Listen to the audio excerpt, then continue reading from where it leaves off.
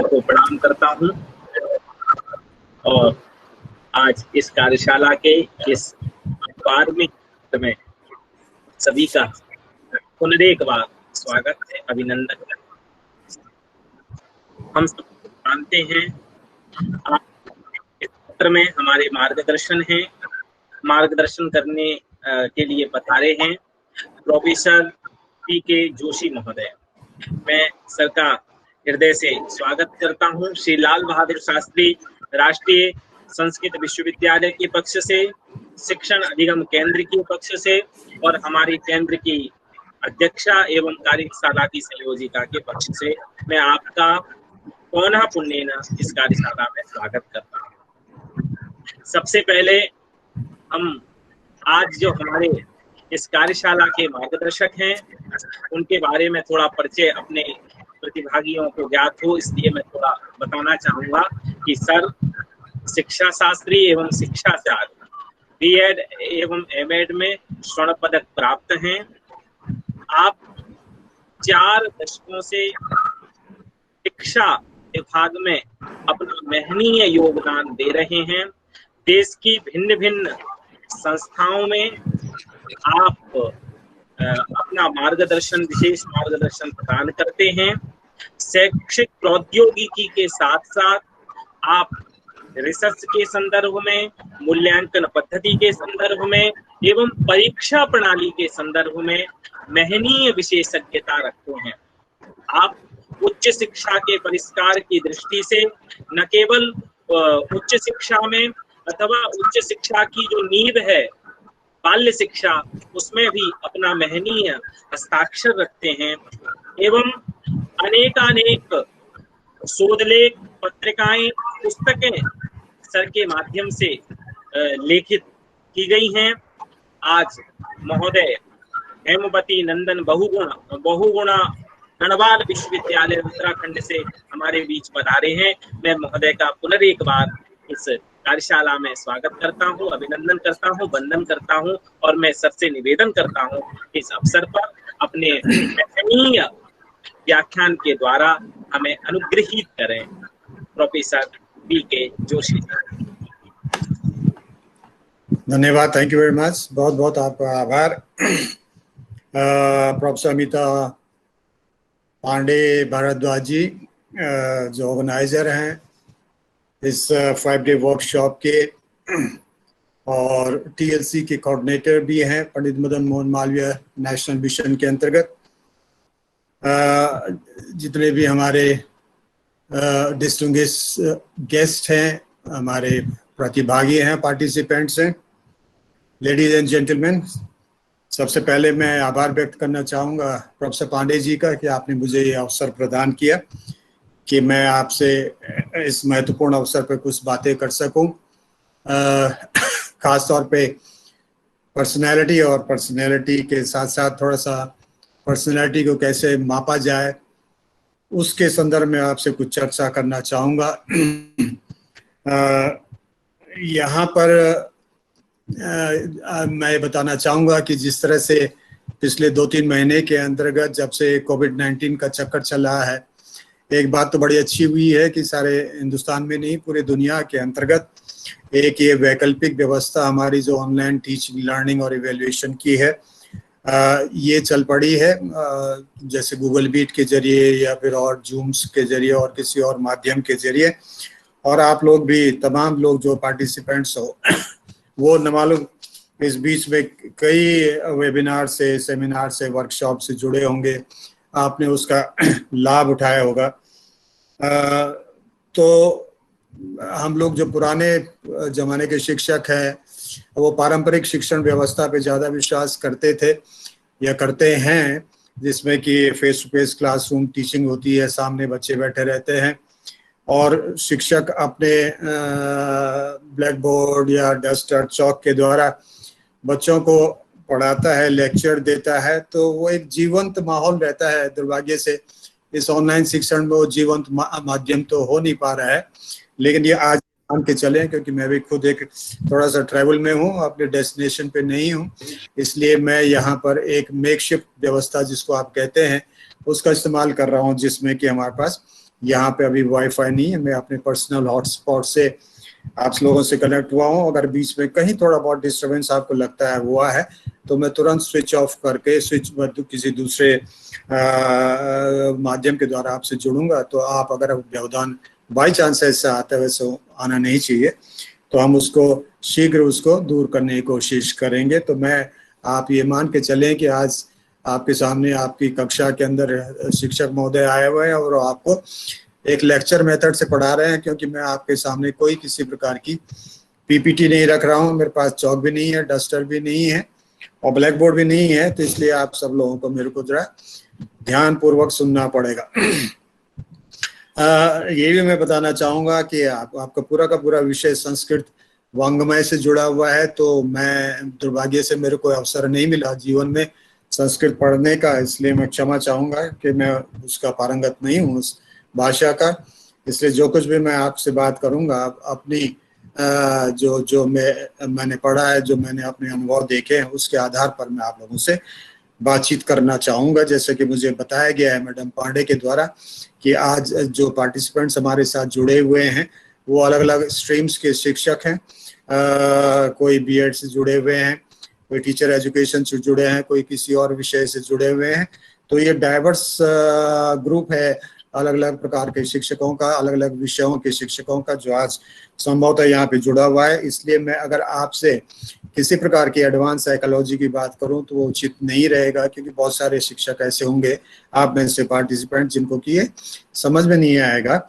और अगर मैं बहुत हल्की तरह से बात करूं या बहुत ऑर्डिनरी तरीके से बात करूं तो आपको भी लगेगा कि ये क्या बातें हो रही थी। अब हम इन सब तमाम चीज़ों को पहले से ही जानते हैं। तो एक बैलेंस बना के मैं चलता हूँ और ये मान के चलता हूँ कि जो हमारे बीएड स्तर का जो पाठ्यक्रम है और वहाँ पे जिस प्रकार का मनोविज्ञान हम पढ़ते हैं पढ़ाते हैं, उसी को आधार मान करके मैं आप लोगों से आज कुछ बातचीत करना चाहूँगा। जैसे मैंने कहा, आज का विषय मेरा ये है आपका व्यक्तित्व या पर्सनैलिटी जिसको आप बोलते हैं अंग्रेजी में, और उसके साथ साथ जो आपका पर्सनैलिटी के असेसमेंट के अंतर्गत जो प्रोजेक्शन जिसको आप कहते हैं प्रक्षेपण, तो उस संदर्भ में आपसे मैं थोड़ा सा बात करना चाहता हूँ। ये जो विषय है पर्सनैलिटी का ये शब्द है, इससे आप बहुत अच्छी तरह से वाकिफ हैं और न मालूम कितने सालों से इस शब्द का उपयोग होता रहा है। आप भी दैनिक जीवन में हर समय इस शब्द का उपयोग करते हैं। आप कहते हैं कि साहब सलमान खान की पर्सनैलिटी बड़ी अच्छी है या कैटरीना कैफ की पर्सनैलिटी बड़ी अच्छी है, लेकिन आप कहते हैं गांधी जी ज्ञानी व्यक्ति थे लेकिन थोड़ा सा पर्सनैलिटी उनकी ठीक ठाक नहीं थी, या डॉक्टर कलाम साहब थे तो बड़े ज्ञानी आदमी लेकिन पर्सनैलिटी के मामले में थोड़ा सा कमजोर थे। तो इस प्रकार की जो टीका टिप्पणियां हम करते हैं पर्सनैलिटी जैसे गंभीर विषय के बारे में, इतनी हल्की फुल्की जो टिप्पणियां हम लोग करते हैं, यहाँ पे हमको देखना है, आज ये समझने की कोशिश करनी है कि ये पढ़े लिखे व्यक्ति होने के नाते क्या हमारे इस प्रकार की टिप्पणियां उचित है या अनुचित है। जैसे आप जानते हैं थोड़ा बहुत जो साइकोलॉजी से आप रिलेटेड लोग हैं कि अल्पोर्ट जो हमारे जो एक प्रमुख साइकोलॉजिस्ट थे पर्सनैलिटी के अंदर, उनका बहुत बड़ा काम है। 1937 में उन्होंने तमाम प्रकार के जो इंटरप्रिटेशन और डेफिनेशंस थी पर्सनैलिटी या व्यक्तित्व की, उसको समझने की कोशिश की, जानने की कोशिश की, और उनको महसूस हुआ कि तो 50 अलग अलग टाइप के इंटरप्रिटेशन और डेफिनेशंस उनके सामने मौजूद हैं, जो पहले ही यहाँ पे पर्सनैलिटी को अलग अलग तरीके से उसका डेफिनेशन उसको परिभाषित करने की कोशिश करते हैं। तो उन तमाम परिभाषाओं तमाम इंटरप्रिटेशंस को अल्पोर्ट ने स्टडी किया और उनको दो मोटे मोटे भागों में विभाजित किया, और एक को उन्होंने कहा मास्क अप्रोच और दूसरे को कहा सब्सटेंस अप्रोच। जैसे आप जानते हैं कि ये पूरे पर्सनैलिटी जो अंग्रेजी का शब्द है उसकी उत्पत्ति ही इस मास्क अप्रोच से हुई है। आप जानते हैं लैटिन भाषा का शब्द है पर्सोना, और पर्सोना का मतलब ये होता था कि रंगमंच, उसमें एक्चुअली जो उत्पत्ति इस पर्सनैलिटी शब्द की हुई है मनोविज्ञान की प्रयोगशालाओं से नहीं हुई है, बल्कि ये रंगमंच से हुई है। और जो उस समय रंगमंच के ऊपर जितने भी कलाकार संभवतः आते होंगे तो एक मुखौटा लगा करके रंगमंच के अंतर्गत आते थे, और फिर अपनी भाव भंगिमाओं के द्वारा, अपने डायलॉग्स के द्वारा, अपने गीत संगीत के द्वारा वो दर्शकों का मनोरंजन करते थे। तो एक, लेकिन उसमें सबसे इम्पोर्टेंट आधार ये रहता था कि वो मुखौटा उनको जरूर उनका पहना हुआ होता था। तो इस मुखौटे के जरिए जो मेन आपका वो एक माध्यम है मुखौटा, उस माध्यम के जरिए उसके साथ साथ जो उनकी अन्य क्रियाकलाप हैं, उनकी डायलॉग डिलीवरी है, उनके हाव भाव है, उनकी भाव भंगिमा है, गीत संगीत है, या वो पूरा का पूरा जिस रंगमंच पे जाकर के वो वहाँ पे कैसी लाइट की व्यवस्था है, कैसे पूरा का पूरा एक एनवायरनमेंट है, वो जो टोटल एक इम्पैक्ट दर्शक के मन मस्तिष्क के ऊपर पड़ता था, उसको आप कहते हैं समग्र प्रभाव, एक ओवरऑल इम्प्रेशन जो दर्शक के मन मस्तिष्क के ऊपर उस कलाकार के द्वारा पड़ता था, जिसमें कि मुखौटा एक इम्पोर्टेंट पार्ट था। तो उस मुखौटे के जरिए जो इम्प्रेशन दर्शकों के मन मस्तिष्क के ऊपर पड़ता था उसको पर्सोना बोला गया, और वही शब्द धीरे धीरे पर्सनैलिटी में तब्दील हो गया। जैसे आप जानते हैं कि ये मुखौटा आजकल तो खैर आप सभी लोग मुखौटा पहने हुए हैं कोविड-19 के चक्कर में, लेकिन ये मुखौटा जो है ये हमें डरे हुए लोगों की कल्पना है कि हम लोग भयभीत हैं, हमारे द्वारा जो इंसान के द्वारा दुष्कर्म किए गए हैं, इस प्रकार के वायरसेस जो बनाए गए लेबोरेटरीज में, ये दुर्भाग्य उसका फॉल आउट है। और उसे बचने के लिए आज हम अपने चेहरों पे मुखौटा लगा के मास्क लगा के घूम रहे हैं। लेकिन मैं बात कर रहा हूँ आपके रंगमंच के मास्क की। तो रंगमंच के मास्क के अंदर जिसकी हम पर्सोना वाली बात कर रहे थे, उन मुखौटों को जो तब पहना करते होंगे उस समय संभवतः कलाकार, वो आज भी बहुत प्रचलित हैं। आप जानते हैं, आपके यहाँ आपने रामलीलाओं में हिस्सा लिया होगा, उनको देखा होगा जरूर, हो सकता है आपने खुद कभी पार्ट लिया होगा, आपने रंगमंचों में आप भी हिस्सा लेते रहे होंगे, आप देखते होंगे। आप दक्षिण भारत में चले जाइए, कथकली में आप देखते हैं मुखौटा पहना रहता है। रामलीलाओं में आप रावण जो है दशानन मुखौटा पहन के आते हैं, हनुमान जी मुखौटा पहन के आते हैं, वानर सेना के या राक्षसी सेना के तमाम जितने भी कलाकार होते हैं मुखौटा पहन के आते हैं। कथकली के अंदर मुखौटा पहना रहता है। अगर आप नॉर्थ ईस्ट में छऊ नृत्य देख लें तो वहाँ पे मुखौटा पहना रहता है। आप चाइना का ड्रैगन डांस देख लीजिए तो ड्रैगन का मुखौटा रहता है। थाईलैंड, वियतनाम, कंबोडिया या फिलीपींस के अंदर जितने भी नृत्य शैलियां हैं उन तमाम के अंदर मुखौटा जरूर पहना रहता है। हमारे उत्तराखंड के अंदर एक प्रचलित डांस है, इसको मुखौटा डांस ही बोलते हैं, मास्क डांस या मुखौटा नृत्य बोलते हैं। और ये मुखौटा नृत्य को यूनेस्को ने एक हेरिटेज की रिकॉग्निशन दी है। तो इतना इम्पोर्टेंट, इसका मतलब मैं आपसे सिर्फ ये कहना चाहता हूँ कि मुखौटा कमोवेश आज भी बहुत बहुत प्रचलित है। हम जब छोटे छोटे थे तो रामलीला देखने के लिए जाते थे और जमीन में बैठते थे, सामने मंचन हो रहा होता था रामलीला का, और अशोक वाटिका का माना उदाहरण के तौर पे दृश्य हो, दृश्य के अंतर्गत एक पेड़ के नीचे उसकी छांव में सीता मैया बैठी रहती थी, और फिर दशानन लंबा चौड़ा काले रंग का जो पूरा उनका ड्रेस रहती थी उसको पहन करके, और एक दशानन 10 मुख का सिर बना के 10 सिरों का मुखौटा सिर के ऊपर लगा करके, और उनके बीच में लाल लाल आंखें चमकती थी, पूरी की पूरी लाइट उनके ऊपर फोकस होके रखती थी, और बड़े बड़े दांत उनके चमकते थे, और अट्टहास मारते हुए एक डरावनी सी हंसी सी छोड़ते हुए, और कहते सीता चल मेरे साथ और मैं तेरे को लंका की महारानी बनाऊंगा। जो हम लोग छोटे छोटे बच्चे सामने बैठे रहते थे वो सब के सब उसकी वजह से डर जाते थे। हमको लगता था कि सचमुच ये रावण जो है सीता को उठा के ले जाने वाला है। इतना बुरी तरह से हमारे ऊपर उसका प्रभाव पड़ता था। लेकिन अगर जैसे आप जानते हैं कि रामलीलाएं तमाम जाड़ों के वक्त में होती हैं। अगर आप पीछे की तरफ चले जाइए, अगर आप मूंगफली खरीदने चले गए बैक साइड में पर्दे के पीछे की तरफ, रंगमंच के पीछे की तरफ, तो सडनली आपको दिखाई देता है कि जो रावण जिसकी वजह से आप इतने बुरी तरह से डर गए थे, वो रावण जमीन में बैठा हुआ है। उसने अपना जो मुखौटा है उसको उतार के जमीन में रखा हुआ है और बीड़ी पी रहा है, और बिल्कुल एकदम दुर्बल, कमजोर, पिचके हुए गले, गाल उसके। तो आपको लगता है यार ये इंसान है जिसकी वजह से, ये वही रावण है जिसकी वजह से हम इतना बुरी तरह से डर गए थे।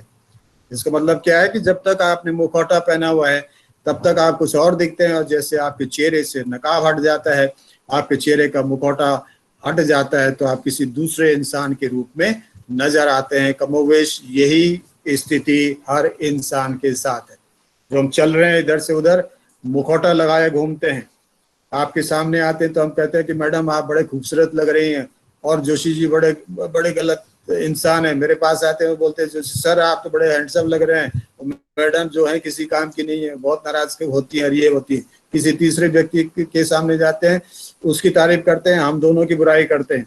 तो इस तरह से इंसान जो है, ये कहते हैं कि जब भी जी चाहे नई दुनिया बसा लेते हैं लोग, और एक चेहरे पे न मालूम कितने चेहरे लगा लेते हैं लोग। तो ये लोग मुखौटा लगा के इधर से उधर घूम रहे हैं आजकल।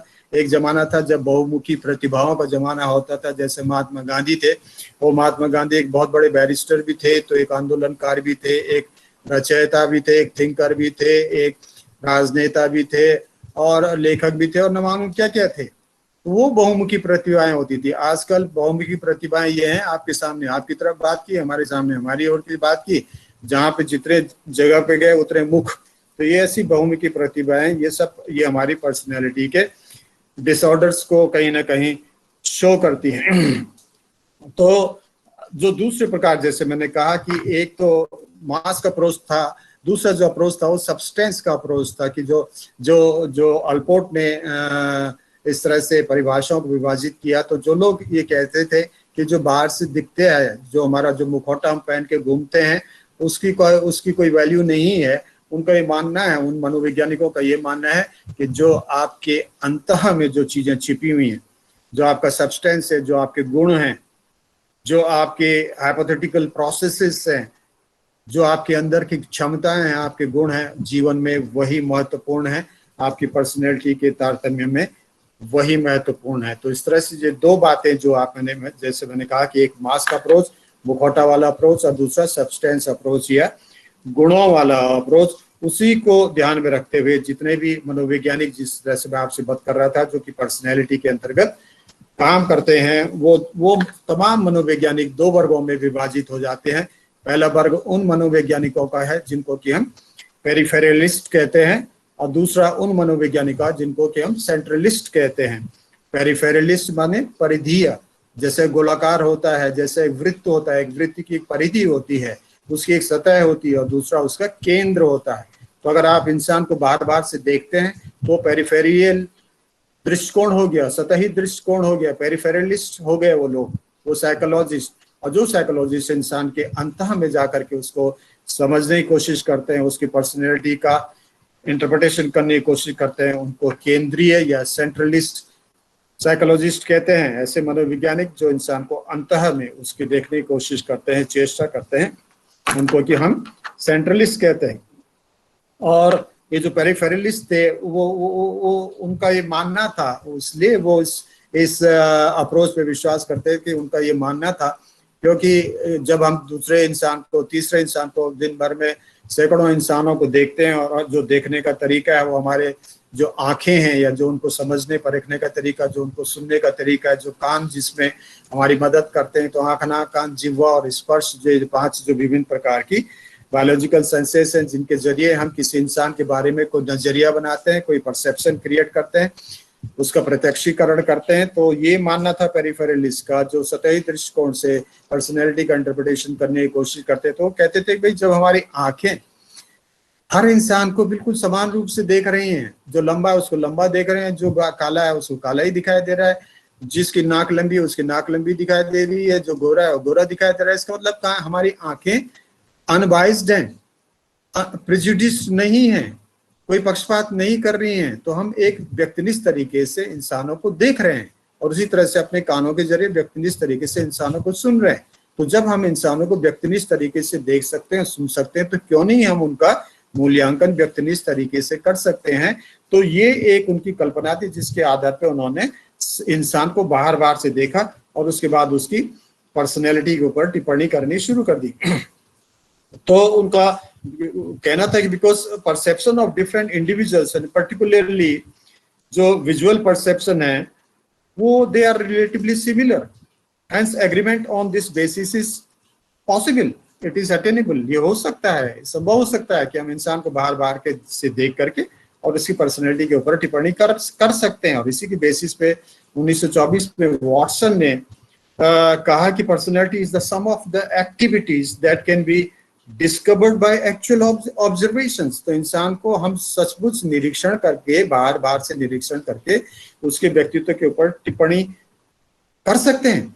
तो दूसरा, लेकिन जो दूसरा पक्ष है इसका, जो सेंट्रलिस्ट का पक्ष है, जिसको हम कहते हैं केंद्रीय दृष्टिकोण, जो कि इंसान को अंतः में झांकने की कोशिश करते हैं, जो कि इनकी सब्जेक्टिव फैक्ट्स को देखने की कोशिश करते हैं, जैसे मैंने आपको कहा था, जो उनकी हाइपोथेटिकल कंस्ट्रक्ट्स को देखने की कोशिश करते हैं, जिसके अंतर्गत इंसान के अंदर चलने वाली प्रक्रियाएं हैं, मानसिक प्रक्रियाएं हों, चाहे उसकी संवेगात्मक प्रक्रिया हो, उसकी फीलिंग्स हो, उसकी संवेदनाएं हो, उसके इमोशंस हो, उसके विशेष हो, उसकी इच्छाएं हो, उसके विचार हो, तो इंसान के अंदर ये तमाम चीजें होती हैं, तमाम प्रकार की प्रक्रियाएं 24 घंटे चलती रहती हैं। तो ऐसे मनोवैज्ञानिकों के लिए, जो सेंट्रलिस्ट जिनको मनोवैज्ञानिक हम कह रहे हैं, तो उनके लिए ये तमाम चीजें महत्वपूर्ण हैं।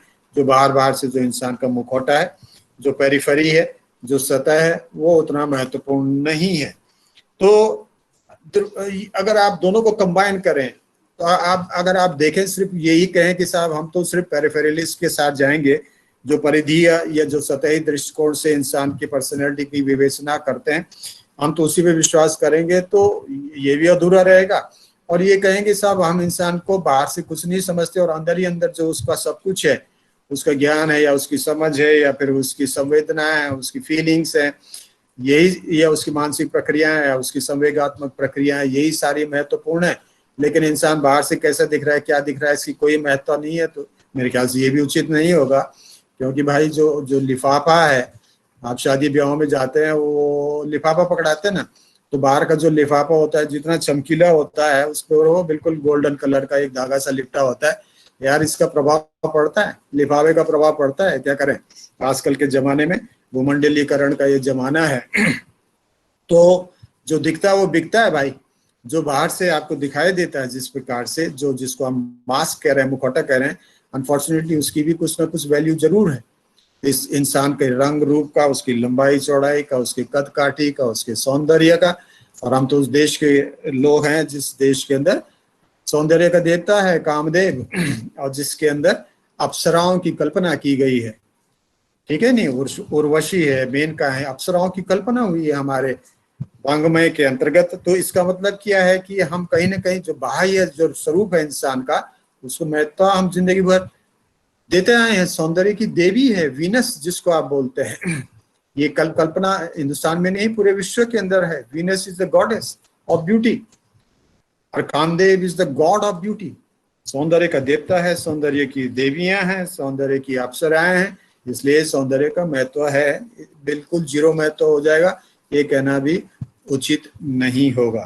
तो दूसरा पक्ष लेकिन ये है कि अगर हम कहें कि साहब अंदर ही अंदर की चीजें महत्वपूर्ण है और मास्क इम्पोर्टेंट नहीं है, तो ये भी गलत होगा। तो जब हम पर्सनैलिटी की बात करेंगे तो निश्चित रूप से दोनों चीजों को एक साथ कंबाइन करेंगे। सर प्लीज 1 मिनट, आप सभी प्रतिभागियों से निवेदन किया जाता है, आपकी उपस्थिति पत्र आ गया है आपके चैट बॉक्स में, कृपया उसे पूरित कर लें।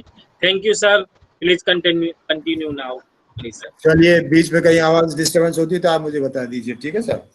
चलिए, तो मैं आपसे कह रहा था कि दोनों का कॉम्बिनेशन लेके चलेंगे। जो आपका मुखौटा है वो भी महत्वपूर्ण है, जो पेरिफेरी या सतह है इंसान की, इस गोलाई की, इंसान के व्यक्तित्व की, वो भी महत्वपूर्ण है। जो उसका सौंदर्य, जो बाहर का दिखता है, जो पक्ष इंसान का जो भौतिक पक्ष है, महत्वपूर्ण वो भी है। लेकिन साथ साथ उसके अंतः में जो चीजें, जो गुण विद्यमान है, वो ज्यादा महत्वपूर्ण है। तो दोनों को जब हम मिलाएंगे आपस में, तब जाके इंसान की पर्सनैलिटी की व्याख्या हम कर पाएंगे। और हमारे उसके अंदर जो तमाम, इसका मतलब क्या है कि आपका शरीर भी महत्वपूर्ण है, आपका मन भी महत्वपूर्ण है, और आपकी संवेदनाएं, आपकी भावनाएं भी महत्वपूर्ण है। और हमारे अंदर, तो हमारे देश के अंदर आप जानते हैं, हमारी संस्कृति के अंदर त्रिदेवों की कल्पना हुई है, ब्रह्मा, विष्णु और महेश।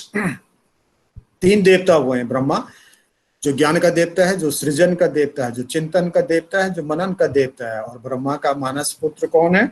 नारद, जो कहीं भी प्रकट हो जाते हैं। इसका मतलब आपका मन कहीं भी, कभी भी, किसी समय पहुंच सकता है। अभी आप यहाँ बैठे हुए हैं, थोड़ी देर में आप मुंबई पहुंच सकते हैं, आप बैठे बैठे किसी दुनिया के किसी भी कोने में पहुंच सकते हैं। तो ये आपका नारद है, जो कि मानस पुत्र है ब्रह्मा का। तो ब्रह्मा आपके ज्ञान के पक्ष से जुड़े हुए देवता हैं। जो विष्णु है वो आपके संवेदनाओं के देवता है, और इसलिए विष्णु के अवतार कौन हुए हैं?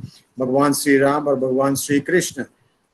तो मर्यादा पुरुषोत्तम थे, इसलिए मतलब क्या है, मर्यादा क्या है और अमर्यादा क्या है, what is morality, what is immorality, चरित्र क्या है, दुष्चरित्र क्या है, नैतिक क्या है, अनैतिक क्या है, मेरा क्या है, पराया क्या है, आस्था क्या है, अनास्था क्या है, सौंदर्य क्या है, बदसूरती क्या चीज है, और धर्म क्या है और अधर्म क्या है। जो इस प्रकार का जो विभेदीकरण होता है, जो डिस्क्रिमिनेशन होता है, आपका दिमाग नहीं करता बल्कि आपकी संवेदनाएं करती हैं, और जिस संवेदनाओं का देवता है भगवान श्री विष्णु, और तीसरे देवता हैं आपके जो क्रिया के देवता हैं, जिनको आप भगवान श्री शिव बोलते हैं, महेश एक्शन के देवता, जिनके आप जानते हैं उनके अवतार हैं हनुमान जी रुद्रावतार, एक्शन क्रिया, ठीक है कि नहीं। वहां सब लोग सोचते सोचते रह गए और हनुमान जी लंका पहुंचकर लंका को जला के वापस भी आ गए, ठीक है कि नहीं। सब लोग लक्ष्मण मूर्छित हुए, सब लोग सोचते रहे, हनुमान जी हिमालय में पहुंच के उत्तराखंड के और पूरे के पूरे द्रोणागिरी पर्वत को उठा करके ले भी गए, लंका को ले भी गए, वापस पहुंच गए। तो एक्शन के देवता हैं, क्रिया के देवता हैं। तो ये उसी तरह से हमारे पास तीन देवियों की कल्पना हुई, माँ भगवती, माँ सरस्वती और माँ लक्ष्मी। और सत्यम शिवम सुंदरम की हम बात करते हैं, ट्रुथ ब्यूटी एंड गुडनेस की बात करते हैं, सत्यचित और आनंद की बात करते हैं, हम मनसा कर्मणा और वाचा की बात करते हैं। अगर आप आयुर्वेद के किसी डॉक्टर के पास चले जाइए तो कहता है भाई 3 प्रकार की व्याधियां होती हैं, या तो आप वात की व्याधि है, कफ की व्याधि है, या पित्त की व्याधि है। 3 एचेस की कंप्लेंट, अंग्रेजी का जो एच है, एक हैंड है, एक हार्ट है, एक हेड है। आपने अगर आप चले जाइए तो बुद्धिज्म के अंदर बुद्धम शरणम गच्छामि, धम्मम शरणम गच्छामि और संघम शरणम गच्छामि, ये भी 3 बातें ही हुई हैं। त्रिलोक कल्पना हम करते हैं, एक ये जिस लोक में हम रहते हैं, एक आपका स्वर्गलोक और एक आपका पाताल लोक। 3 काल होते हैं, त्रिकाल, एक भूतकाल, वर्तमान काल और भविष्य काल। 3 प्रकार के योग होते हैं, कर्म योग होता है, भक्ति योग होता है, ज्ञान योग होता है, और एक ओमकार होता है। ओमकार की जो ध्वनि कहते हैं ओम, 3 ध्वनियों का संगम, अकार, उकार और मकार, which is the eternal source of all cosmic energies. जितने भी हमारे जो भी इस पूरे ब्रह्मांड को चलाने की जो भी ऊर्जा चाहिए, उस ऊर्जा का स्रोत है ओमकार। तो इसी को गांधी जी ने कहा है body, mind and soul. Gandhi की परिभाषा हम शिक्षा के बार बार पढ़ते हैं कि by education I mean an all round drawing out of the best in body, mind and soul. ये जो गांधी जी ने कहा है, शरीर, मन और आत्मा, ये भी 3 ही चीजें। आप कहते थे 4 पिलर्स ऑफ लर्निंग, अभी आप पढ़ते हैं जो बीएड वाले एजुकेशन वाले लोग हैं, लेकिन इसमें 3 ही महत्वपूर्ण है, learning to know, learning to do and learning to be. जो चौथा है वो उसी का लर्निंग टू बी का एक्सटेंशन है। और जब आप पढ़ते हैं पूरे ब्लूम की टैक्सोनॉमी में, तो 3 ही प्रकार के डायमेंशन होते हैं। एक को बोलते हैं कोग्निटिव डोमेन, एक को बोलते हैं अफेक्टिव डोमेन, और एक को बोलते हैं कॉग्निटिव या साइकोमोटर डोमेन। एक हो गया आपका ज्ञानात्मक पक्ष, एक हो गया भावात्मक पक्ष, और एक हो गया इन क्रियात्मक पक्ष। तो भैया इन 3 ही चीजों का संगम है इंसान। चाहे उसको व्यक्तिनिष्ठ होके देख लीजिए तो इंसान का व्यक्तित्व बन गया, और वस्तुनिष्ठ होके समग्र ब्रह्मांड के अंदर देख लीजिए तो यही ब्रह्मा विष्णु महेश है। तो यही जो 3 शक्तियां हैं, आदि शक्तियां हैं, उन्हीं का स्वरूप इंसान है, और उन्हीं का स्वरूप ये पूरा का पूरा ब्रह्मांड है। These are 3 ultimate realities of life, and these are 3 important dimensions of human personality. जैसे मैंने कहा, ज्ञान का पक्ष, भाव का पक्ष, क्रिया का पक्ष। ज्ञान का पक्ष जिसमें आप चिंतन करते हैं, मनन करते हैं, सृजन करते हैं, विश्लेषण करते हैं, संश्लेषण करते हैं। भाव का पक्ष जहाँ अच्छे बुरे के बीच में डिस्क्रिमिनेट करते हैं, नैतिक अनैतिक, सुंदर असुंदर, आस्था अनास्था, धर्म अधर्म, इनके बीच में अंतर स्थापित करते हैं, वो आपका भाव का पक्ष है। और क्रिया का पक्ष जो आपका शरीर है, जो कि क्रिया करता है, जो एक्शन लेता है। तो इन 3 पक्षों से मिलकर के जिसको हम इंसान का मुखौटा या पेरिफेरी या मास्क कह रहे हैं, ये इन तीनों चीजों का आप मिला लीजिए तो यही इंसान का व्यक्तित्व है, यही इंसान की पर्सनैलिटी है। तो ये तो थोड़ा बहुत जो हमने पर्सनैलिटी के बारे में आप सभी लोग जानते हैं, खासतौर पर जो बीएड एमएड किए होंगे, टीचर एजुकेटर्स होंगे, तो सब अच्छी तरह से दिन रात इन चीज़ों को पढ़ाते रहते हैं, इसलिए कोई नई चीज़ मैंने आपसे नहीं की है। अब थोड़ा सा बात करते हैं असेसमेंट ऑफ पर्सनैलिटी की, व्यक्तित्व का मापन, ठीक है। तो हम यहाँ पे मेजरमेंट शब्द या मापन शब्द का इस्तेमाल नहीं करते, बल्कि हम आंकलन शब्द का इस्तेमाल करते हैं। असेसमेंट ऑफ पर्सनैलिटी की बात करते हैं। इसलिए असेसमेंट ऑफ पर्सनैलिटी की बात करते हैं क्योंकि व्यक्तित्व एक ऐसी चीज है जिसको मापा नहीं जा सकता। हमारे पास ऐसे कोई इंच टेप या ऐसे वेइंग मशीन नहीं है हम कहेंगे भैया ये 72 किलो का व्यक्तित्व है या 5 फुट 4 इंच या 5 फुट 6 इंच का व्यक्तित्व है। ऐसा कोई पैमाना नहीं है हमारे पास, क्योंकि जब भी कोई पैमाना होता है तो उसमें एक रेफरेंस पॉइंट होता है, संदर्भ बिंदु होती है, वो शून्य होता है। इस एक तरफ शून्य होगा और एक तरफ फिर 70 किलो 72 किलो 74 किलो वेट आपका होता चला जाएगा। तो एक रेफरेंस, एक संदर्भ बिंदु होता है, तो वो संदर्भ बिंदु पर्सनैलिटी के संदर्भ में नहीं है, कहीं नहीं। दूसरा, मैंने आपको कहा कि यह आपका सिर्फ शरीरी पर्सनैलिटी नहीं है, बल्कि ना आपकी भावनाएं, आपके इमोशंस और आपकी संवेदनाएं और साथ साथ आपका मानसिक जो पक्ष है, जो मेंटल एस्पेक्ट डोमेन है, वो भी आपकी पर्सनैलिटी का है। तो आप नहीं जानते कि आपके अंदर किस प्रकार की मानसिक शक्तियां, कितनी मानसिक शक्तियां। इंसान जो शरीर, उसको जो 24 घंटे इंसान शरीर के साथ रहता है और शरीर की ताकतों को बहुत अच्छी तरह से भली भांति से पहचान जाता है, उसको भी नहीं पता होता इंसान के मेरे अंदर वास्तव में शरीर की क्या ताकत है। वो लोग, जो तमाम बुजुर्ग लोग जो बिस्तर में पड़े रहते हैं तीसरी चौथी मंजिल जो मल्टी स्टोरेड बिल्डिंग के अंदर, और वो कहते हैं बेटा मेरे पैर में दर्द हो रहा है, मेरे यहाँ घुटने में दर्द हो रहा है, मैं चल नहीं पाता, मैं ये नहीं कर पाता, 24 घंटे बिस्तर में लेटे रहते हैं। अचानक जब कभी भूकंप आ जाता है तो वो बूढ़े लोग सबसे पहले इंसान होते हैं सीढ़ियों में दौड़ के नीचे पहुंच जाते हैं। इसका मतलब ये नहीं कि वो झूठ बोल रहे थे कि उनके पैर में दर्द नहीं हो रहा था, लेकिन उनको पता नहीं था कि यार मैं दौड़ भी पाऊंगा, ऐसी परिस्थितियों में दौड़ भी पाऊंगा। इसका मतलब जब आप शरीर जो कितना साक्षात दिखाई देता है, आप उसकी शक्तियों से भी अनभिज्ञ हैं, तो फिर आपके मन की और आपकी भावनाओं की शक्तियों से तो पूरी तरह से आप अनभिज्ञ होंगे ही होंगे। आपके अंतः में क्या है, आपके अंदर में हो सकता है आपके अंदर कोई महात्मा गांधी बैठा हो, क्या भरोसा आप भविष्य के महात्मा गांधी हो, क्या भरोसा आप भविष्य के आइंस्टाइन हो। आप कुछ भी हो सकते हैं, आपको नहीं पता इस समय, लेकिन भविष्य में क्या हो जाए, आप कौन क्या कर जाए, क्या चमत्कार कर जाए, नोबडी नोज। इसलिए ये तमाम चीजें क्योंकि हम उनसे अनजान होते हैं, इसलिए हम उनका मेजरमेंट मापन नहीं कर पाएंगे। हम सिर्फ मोटा मोटा अंदाजा लगाते हैं, आंकलन करते हैं कि भाई इंसान का पर्सनैलिटी, उसकी व्यक्तित्व कैसी होगी मोटे मोटे तौर पे। इसलिए हम असेसमेंट ऑफ पर्सनैलिटी कहते हैं, हम मेजरमेंट ऑफ पर्सनैलिटी कभी नहीं कहते। ठीक है कि नहीं।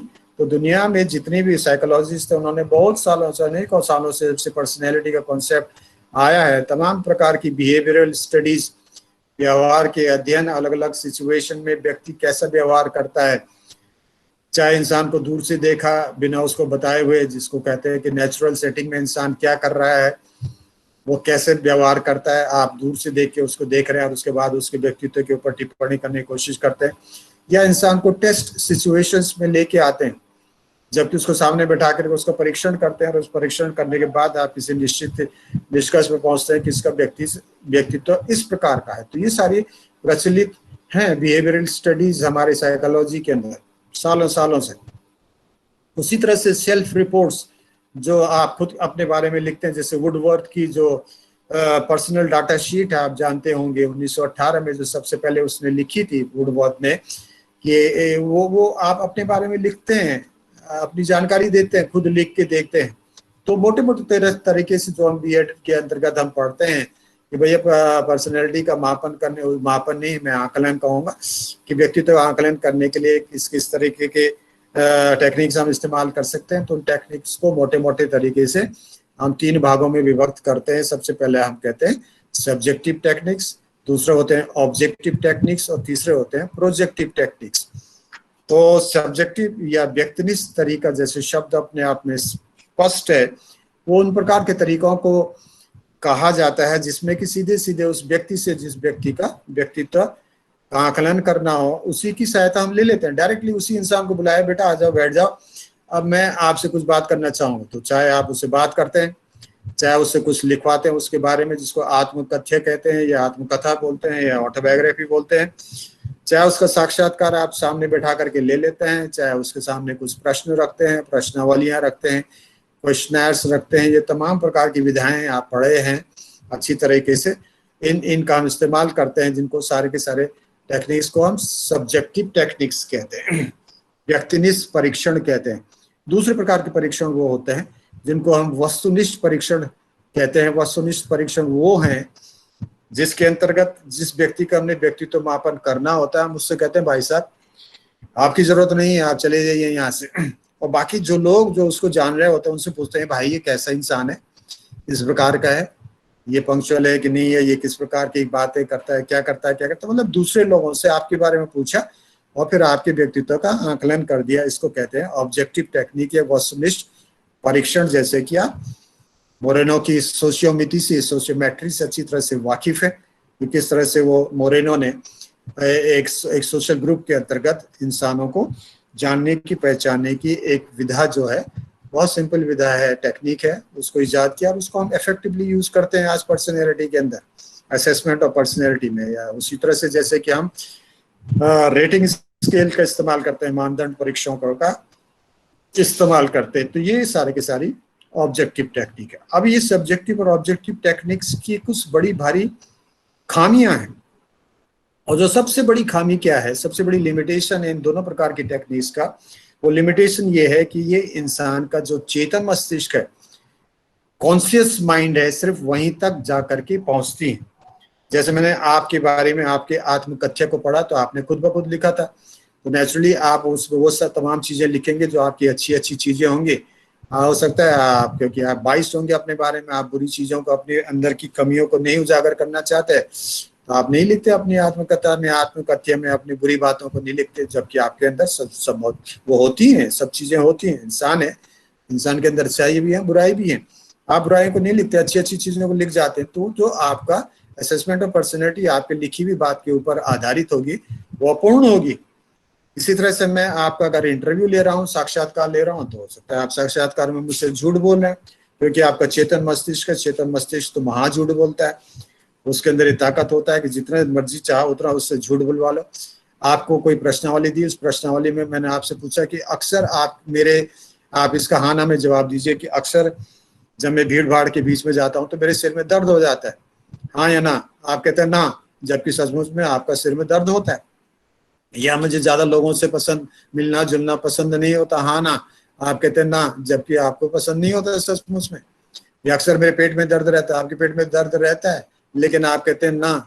आपको लगता है कि मैं हाँ लिख दूंगा तो यार लोगों को मेरी कमी का पता चल जाएगा, इसलिए आप झूठ बोलते हैं। ये झूठ किस लिए बोलते हैं? क्योंकि आपका चेतन मस्तिष्क आपसे झूठ बुलवाता है, आपका कॉन्शियस माइंड आपसे झूठ बुलवाता है। तो आपके झूठ के ऊपर आधारित अगर हम आपके व्यक्तित्व का आकलन करेंगे तो वो आकलन भी झूठा ही होगा, वो भी पार्शियल ही होगा। और इसी तरह से ऑब्जेक्टिव टेक्निक के अंदर भी, जैसे मैंने कहा, भले सोशियोमिति हो या रेटिंग स्केल हो, मेरे से आप पूछवा रहे हैं कि मैं आपकी रेटिंग करूं, आपके बारे में कुछ कहूं, या मैडम पांडे यहाँ पे बैठी हैं, उनके मैडम पांडे कैसी हैं, क्या है, आप जो रेटिंग कर रहे हैं वो मैडम पांडे को देख करके कर देंगे। अगर मैं कहूँगा मैडम पांडे कैसी टीचर है, एक प्रश्न ये, वेरी बहुत अच्छी, इस तरह से जैसे रेटिंग स्केल करते हैं, strongly agree, neutral, disagree, strongly disagree. मैं कहता हूँ कि मैडम पांडे अच्छी शिक्षक हैं, तो आप कहते हैं बिल्कुल पूर्णतः सहमत, असहमत। इस तरह से 5 पॉइंट कैटेगरी मैं आपको बना रहा हूँ। उसी तरह से कहते हैं मैं मैडम पांडे जी बहुत सुंदर दिखती हैं, मैडम पांडे बहुत अच्छे इंसान है।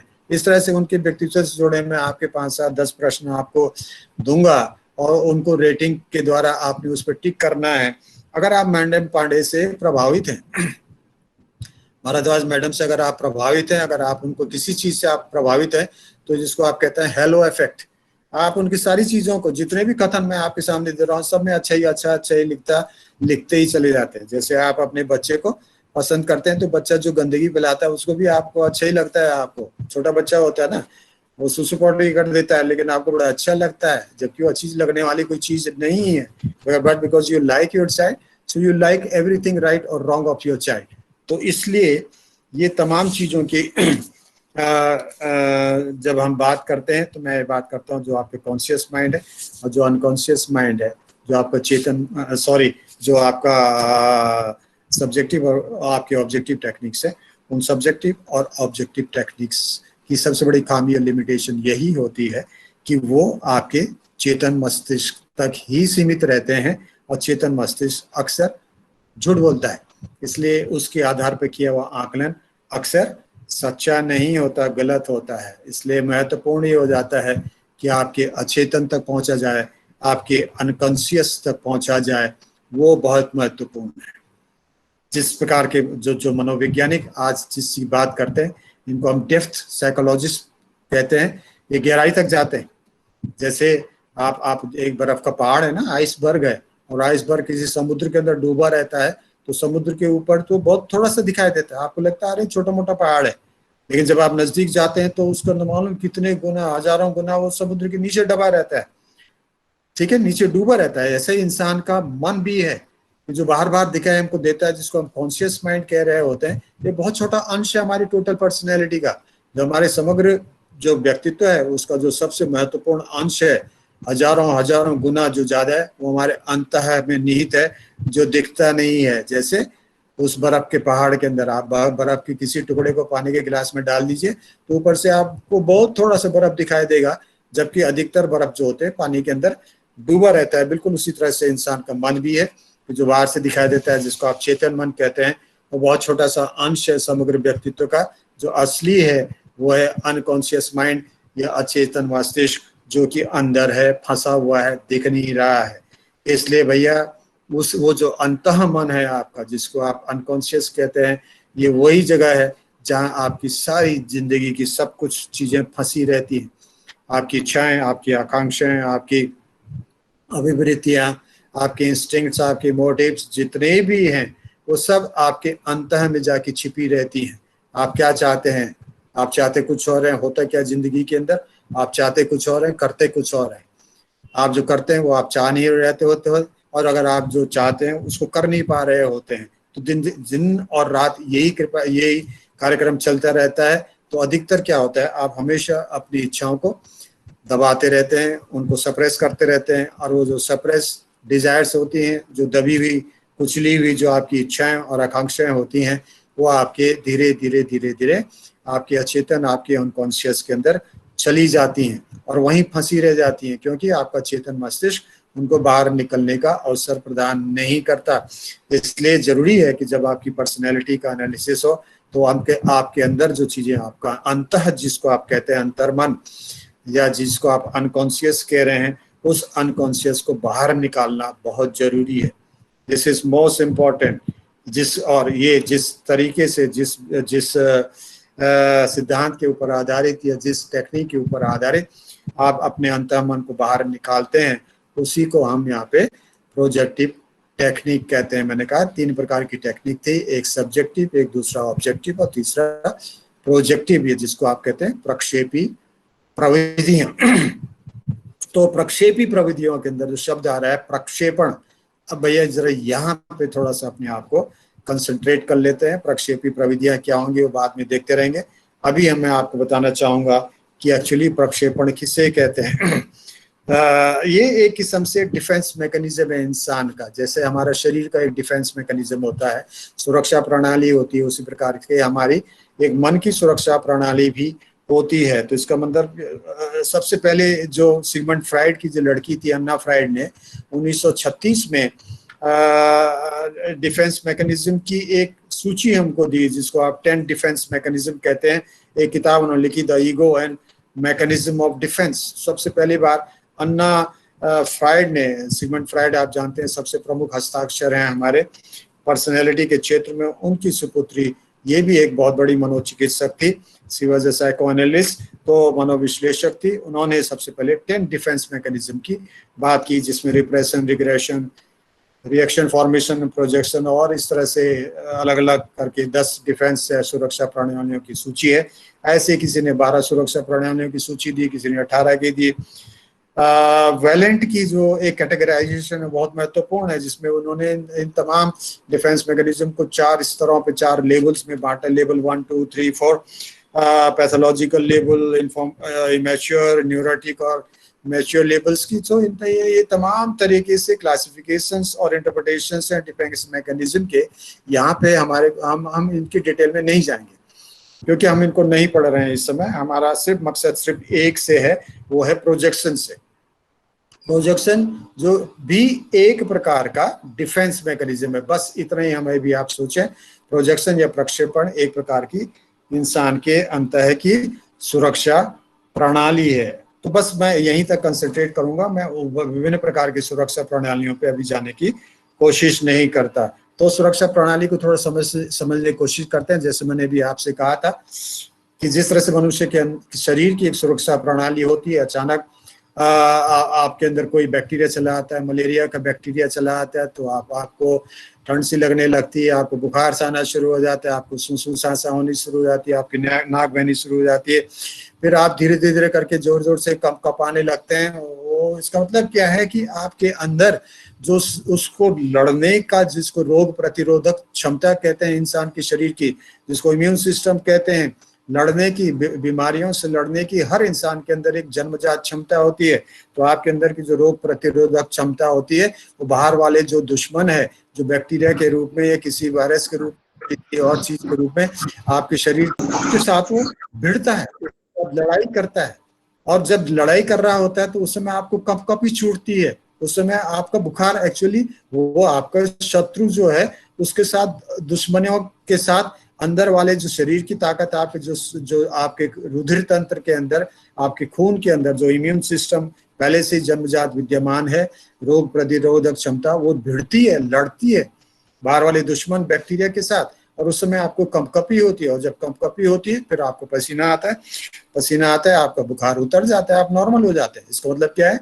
शत्रु परास्त हो गया, आपका इम्यून सिस्टम जीत गया। जिस तरह से आजकल कोविड-19 चल रहा है, कोरोना वायरस इंसान के अंदर आ रहा है, हो सकता है कि हजारों लोग, माना जा रहा है कि लाखों लाखों लोग ऐसे हैं जिनके अंदर पहले से ही ऑलरेडी ये वायरस आ चुका है और हमको पता भी नहीं चला, और हमारे शरीर ने उसको लड़ लड़ के वैसे ही खत्म कर दिया। और हमारे शरीर के अंदर अब, जिसको आप कहते हैं एंटीबॉडीज, वो तैयार हो गई, क्योंकि पहली बार आया था इस प्रकार का वायरस, इसलिए इसने ज्यादा तबाही मचाई। लेकिन एक बार शरीर के अंदर घुस जा रहा है वो कोरोना, तो कोरोना होना और कोविड-19 होना दो अलग अलग चीजें हैं। कोरोना वायरस का अंदर आना जरूरी नहीं कि आप कोविड-19 से पीड़ित हैं। आप कोरोना वायरस से लड़ता है, आपका शरीर लड़ता है, उसके खिलाफ आपकी एंटीबॉडीज तैयार हो जाती है। पहली बार इसलिए थोड़ी दिक्कत हुई क्योंकि नया नया वायरस था, शरीर को पता नहीं था, आपके खून के लड़ने वाले तंत्र को मालूम नहीं था कि इससे लड़ाई कैसे करनी है। अब वो अंदर आ गया, अब उससे लड़ भिड़ करके हमारे शरीर ने एंटीबॉडीज तैयार कर ली हैं, अब आएगा तो अब उसको परास्त कर देंगे। ठीक है नहीं? अचानक जब गलवान के अंदर चीन आ गया तो पता नहीं चला, अब आके दिखाया ना बेटा। तो हमारे जो सुरक्षा प्रणाली इतनी मजबूत हो गई है देश की, अब कहीं से भी घुस के दिखाएं उसके दांत खट्टे कर दिए जाएंगे, पहले भी किए हैं और अब तो बुरी तरह से कर दिए जाएंगे। तो भैया ये जो है, जिस तरह से इंसान के अंतर की सुरक्षा प्रणाली होती है, उसके शरीर की सुरक्षा प्रणाली होती है, उसी तरह से उसकी मन की सुरक्षा प्रणाली भी होती है। मन की सुरक्षा प्रणाली कैसी होती है कि जो मोटिव्स होते हैं, motives which are not acceptable to the individual, they are treated to be belonging to others. जो आपके प्रेरक, जो चीजें आपके मन को स्वीकार्य नहीं होती, वो किसी दूसरे की तरफ आपका मन सरका देता है, खिसका देता है। उदाहरण मैं आपको 2-3 देता हूं, तो उसके बाद आप बिल्कुल स्पष्ट हो जाएंगे कि एक्चुअली है क्या, ये डिफेंस मैकेनिज्म है क्या। उदाहरण एक इमेजिन करिए कि 3 महिलाएं हैं, इसमें से एक प्रमुख महिला है श्रीमती शर्मा, मिसेस शर्मा। दूसरी उनके पड़ोस में रहती है महिला, ये श्रीमती शर्मा जो है 35-40 साल के आसपास की है। उनके पड़ोस में एक महिला रहती है मिसेस श्रीवास्तव, वो 50-52 साल की महिला है। और तीसरी उन्हीं के मोहल्ले में एक और महिला रहती है श्रीमती सिंह या मिसेस सिंह, जो मिसेस शर्मा से थोड़ा सा छोटी हैं। मिसेस शर्मा की इन दोनों से बनती नहीं, लेकिन मिसेस सिंह से ज्यादा नहीं बनती। वो उनको लगता है मिसेस सिंह बड़ी सुंदर है, खूबसूरत है, मैं उनकी तुलना में जरा कम खूबसूरत हूँ, तो उनके अंदर एक प्रकार के कॉम्प्लेक्सेस रहते हैं, तो उनकी मिसेस श्रीवास्तव से भी नहीं बनती, लेकिन वो कंपैरेटिवली मिसेस सिंह से ज्यादा नहीं बनती। तो अब क्या होता है, मिसेस शर्मा, आप देखते हो कई बार आप पड़ोस में जाती हैं और मिसेस श्रीवास्तव घर में रात के टाइम पे 8-8:30 के मिसेस, और घर के बाहर से आवाज लगाए कि भाभी जी बाहर आइए, भाभी जी बाहर। जैसे मिसेस श्रीवास्तव बाहर आई, आपसे 2 मिनट मैंने बात करनी थी एक्चुअली मिसेस सिंह के बारे में। बोले हाँ बोलो क्या बात है, क्या बोलना चाह रहे हो? अच्छा छोड़िए, चले कल बात करेंगे, आप रहने दीजिए, कोई खास बात नहीं, मैं ऐसी चली आई थी। और आप वहां से उठ के चले आते हैं। मिसेस शर्मा वापस अपने घर आ जाती। तो जो मिसेस श्रीवास्तव, जिसको आपने कहा कि नहीं कोई मिसेस सिंह के बारे में बात करनी थी लेकिन कोई खास बात नहीं है, तो सारी रात उनकी नींद खराब हो जाती है। भैया क्या, क्यों है यार, क्या बोलना चाह रही थी। तो सारी रात नींद नहीं आई। सुबह सुबह मिसेस श्रीवास्तव शर्मा जी की वाइफ के घर में पहुंच गए। उन्होंने कहा भाई हाँ, तू कल रात आई थी, तूने मुझसे कहा था कि ऐसी ऐसी बात है मिसेस सिंह के बारे में कुछ बताना है, बोलना क्या बात, मेरे को तो सारी रात नींद ही नहीं आई। तो जो मिसेस शर्मा बोलती है अरे भाभी जी ऐसी कोई बात नहीं, आप परेशान मत होइए, मैं थोड़ा नाश्ता वास्ता बनाऊंगी तो फिर शाम को मैं आती हूँ, आपसे पूरी तरह तफसील से खोल के बात करती हूँ। दिन भर नहीं जाती, दिन भर भी मिसेस श्रीवास्तव का खराब हो गया। वो दिन भर सोच रही कि क्या बात हो गई, ऐसी कौन सी बात होगी। फिर आप रात किसी तरह से वो परेशान होकर फिर से आ जाती हैं शर्मा मैडम के पास, बोलते हैं बोल भाई तुझे मेरी कसम, तुझे आप बताना ही पड़ेगा कि तू क्या मुझसे बोलना चाह रही है। उन्होंने कहा नहीं ऐसी कोई खास बात मैं कुछ बोलना नहीं चाह रही, एक्चुअली मिसेस सिंह ना आपके सामने आपके लिए बड़ा उटपटांग बोल रही थी। मैं क्या बोली थी, क्या बोली थी? उन्होंने कहा ये बुढ़िया ना, ये जो श्रीवास्तव बुढ़िया है ना, ये कोई किसी काम की नहीं है, ये इसके ना मुंह में दांत है ना इसके पेट में हाथ है, ये बहुत समझती है अपने आप को खूबसूरत, ये किसी काम की नहीं है। उसने कहा अच्छा तो मेरे बारे में ऐसे बोल रही थी? हाँ मैडम। उन्होंने कहा कि भाभी जी ऐसी नहीं, अभी तो और बहुत कुछ बोल रही थी। और क्या बोल रही थी? उसने कहा बोल रही थी क्या चुड़ैल टाइप की औरत है। अच्छा ऐसे बोल रही थी। और इतना सब बोलने के बाद ही मिसेस शर्मा जी चुपचाप अपने घर के अंदर चली आती है। अब ये कि इसका मतलब क्या है कि इन्होंने क्या किया कि मिसेस जो जो जो मिसेस श्रीवास्तव को बोलना चाहती थी कि आप चुड़ैल हैं या आप सुंदर नहीं है, आपके मुंह में दांत नहीं है, आपके पेट में हाथ नहीं है, तमाम चीजें सुनाना चाहती थी, वो खुद तो डायरेक्ट बोल नहीं पाई। इसलिए उन्होंने एक बहाना बनाया कि भाई एक काल्पनिक एक करेक्टर चरित्र का इजाद किया जिसका नाम मिसेस सिंह था, और उनका नाम लगा करके और पूरी की पूरी जो है बातें अपने दिल की मिसेस श्रीवास्तव से बोल दी, अपनी भाभी जी से बोल दी जो बोलना चाहती थी। तो ये इस तरह से ये सब चीजें, ये ही डिफेंस मैकेनिज्म है। और साथ साथ वो सिंह मैडम सिंह की और मिसेस श्रीवास्तव की आपस में लड़ाई भी कर दी, जबकि मैडम सिंह मिसेस सिंह कहीं नहीं थी पिक्चर में, उनको बिल्कुल काल्पनिक पात्र थी। तो इस तरह से अक्सर आप देखते हैं अपने पास पड़ोस में, अपने समाज के अंदर कि लोग इस तरह से बातें करते हैं। एक छोटा सा उदाहरण और करूंगा, देना चाहूंगा। एक उदाहरण के तौर पे एक लड़का है, कोई यंग सा लड़का है जो बीए बीएससी में आपकी यूनिवर्सिटीज में पढ़ रहा है और कोई शहर के अंदर ही रहता है माँ बाप के साथ। जाड़ों का समय है और अक्सर वो 8 साढ़े 8 बाजार से घूम घाम के घर पहुंच जाता है। अचानक क्या होता है कि वो उसको उसके दोस्त मिल जाते हैं। दोस्त मिलने के साथ उनमें चल चल चल चल घूमने चलते हैं और धीरे धीरे से दोस्तों घर पहुंच जाता है। पार्टी वार्टी करके अचानक वो घड़ी देखता है, रात के 11:30 बज चुके होते हैं, 12 बज चुके थे। उसके दिमाग में आता है अरे भाई इतनी देर हो गई, मैं घर कैसे जाऊंगा। इसके पिताजी जो है बहुत नाराज होते हैं, बहुत गुस्सैल किस्म के हैं। और तो नेचुरली बच्चा जो रोज 8 बजे घर आता था वो 11:30 12 बजे तक घर नहीं आया, तो माँ जो घर में माँ और बाप बुजुर्ग हैं वो बहुत परेशान है। बार बार आके खिड़की से माँ आके देख रही है, बाप आके देख रहे हैं कि बेटा आया कि नहीं आया। बाप इसमें गुस्सा कर रहा है, डंडा सा उठा रखा है कि साले के आज मैं टांग तोड़ूंगा, आने दो इसको घर में, ये और वो। बच्चा भी जब सोच रहा है सड़क में घर आते आते कि यार अब पिताजी मेरे को मारेंगे, ये करेंगे वो करेंगे, क्या करूं क्या करूं। तो इस तरह से जब वो घर जाता है, घर की घंटी बजाता है किसी तरह से, तो जो घर के माँ बाप जो बहुत परेशान थे, अब बाप उसकी घंटी जैसे सुनता है घर की डोर बेल को, वो साले को अब वो बोल, अब तक तो परेशान थे कि आया नहीं आया नहीं, जैसे उनको लगा कि आ गया, अब बोलते साले को मरने दे ठंड में बाहर, अब उसके लिए दरवाजे खोलने की जरूरत नहीं है। लेकिन उसकी मदर बोलती है अरे खोल दे, बेचारा ठंड में मर रहा होगा। तो किस तरह से दरवाजा जैसे खुलता है, वो बाप तो सोच रहा है आएगा तो सारे के मैं डंडा मारूंगा या उसको बुरी तरह से डांटूंगा। लेकिन होता क्या है कि जैसे दरवाजा खोलते हैं बेटा अंदर से बाहर से चिल्लाता है क्या मजाक बना रखे आप लोगों ने, घंटे बजे से मैं घंटी बजा रहा हूँ, इतनी ठंड हो रही है बाहर, आपको सुनाई नहीं देता क्या? आप क्या घोड़े बेच के सोते हैं क्या? ये कोई सोने का तरीका है? कोई चोर आ गया यहाँ पे, कोई डकैत आ गया, कोई गुंडे आ गया, बदमाश आ गया, घर के अंदर घुस के कुछ भी करके चले जाएंगे, आप लोग ऐसे सोते रह जाएंगे? ये इतना कह करके वो माँ बाप का जो गुस्सा था, पिताजी जो सोच रहे थे इसको मारूंगा पीटूंगा डांटूंगा ये करूंगा वो करूंगा, सब भूल गया। क्योंकि उस तरह से उसने माहौल बना दिया और चुपचाप उठा अपने कमरे के अंदर घुस गया, चुपचाप सो गया। ये सब है डिफेंस मैकेनिज्म, इसी कहते हैं सुरक्षा प्रणाली। जब आप जोर जोर से चिल्लाते हैं ना, जोर जोर से बातें करते हैं, इसका मतलब क्या होता है कि जो आप सहज रूप से सामान्य रूप से जो आप बात करते हैं उस सहज भाषा में, सहज ध्वनि में आप अपनी बातों को समझा नहीं पा रहे हैं दूसरे व्यक्ति को, इसलिए आप जोर जोर से बोलते हैं। उस समय जब कुत्ते ना बहुत जोर जोर से भौंक रहे होते हैं चारों तरफ से, इसका मतलब ये समझ लीजिए कुत्ता डरा हुआ है। यहाँ तक कि जब शेर भी दहाड़ मारता है, जब बुरी तरह से दहाड़ता है जंगल के अंदर, तो ये मत समझिए वो आपको डरा रहा है। सच्चाई होती है उस समय शेर सबसे ज्यादा डरा हुआ होता है।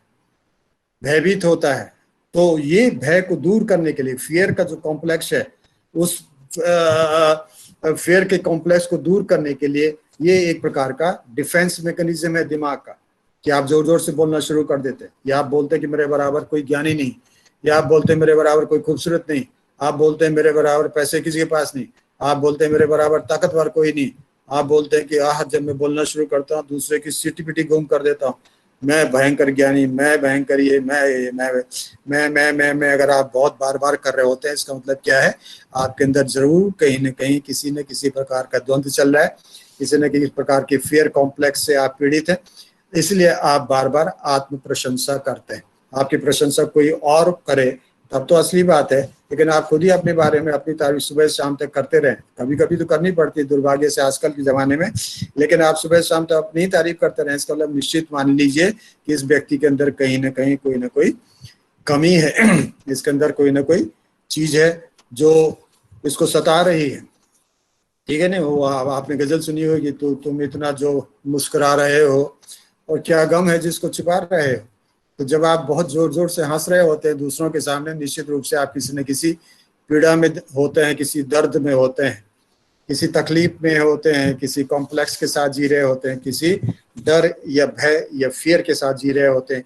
ये सब तमाम उदाहरण मैं इसलिए दे रहा था ताकि आपको सुरक्षा प्रणाली या डिफेंस मैकेनिज्म के बारे में जो कॉन्सेप्ट है थोड़ा सा क्लियर हो जाए। ठीक है कि नहीं?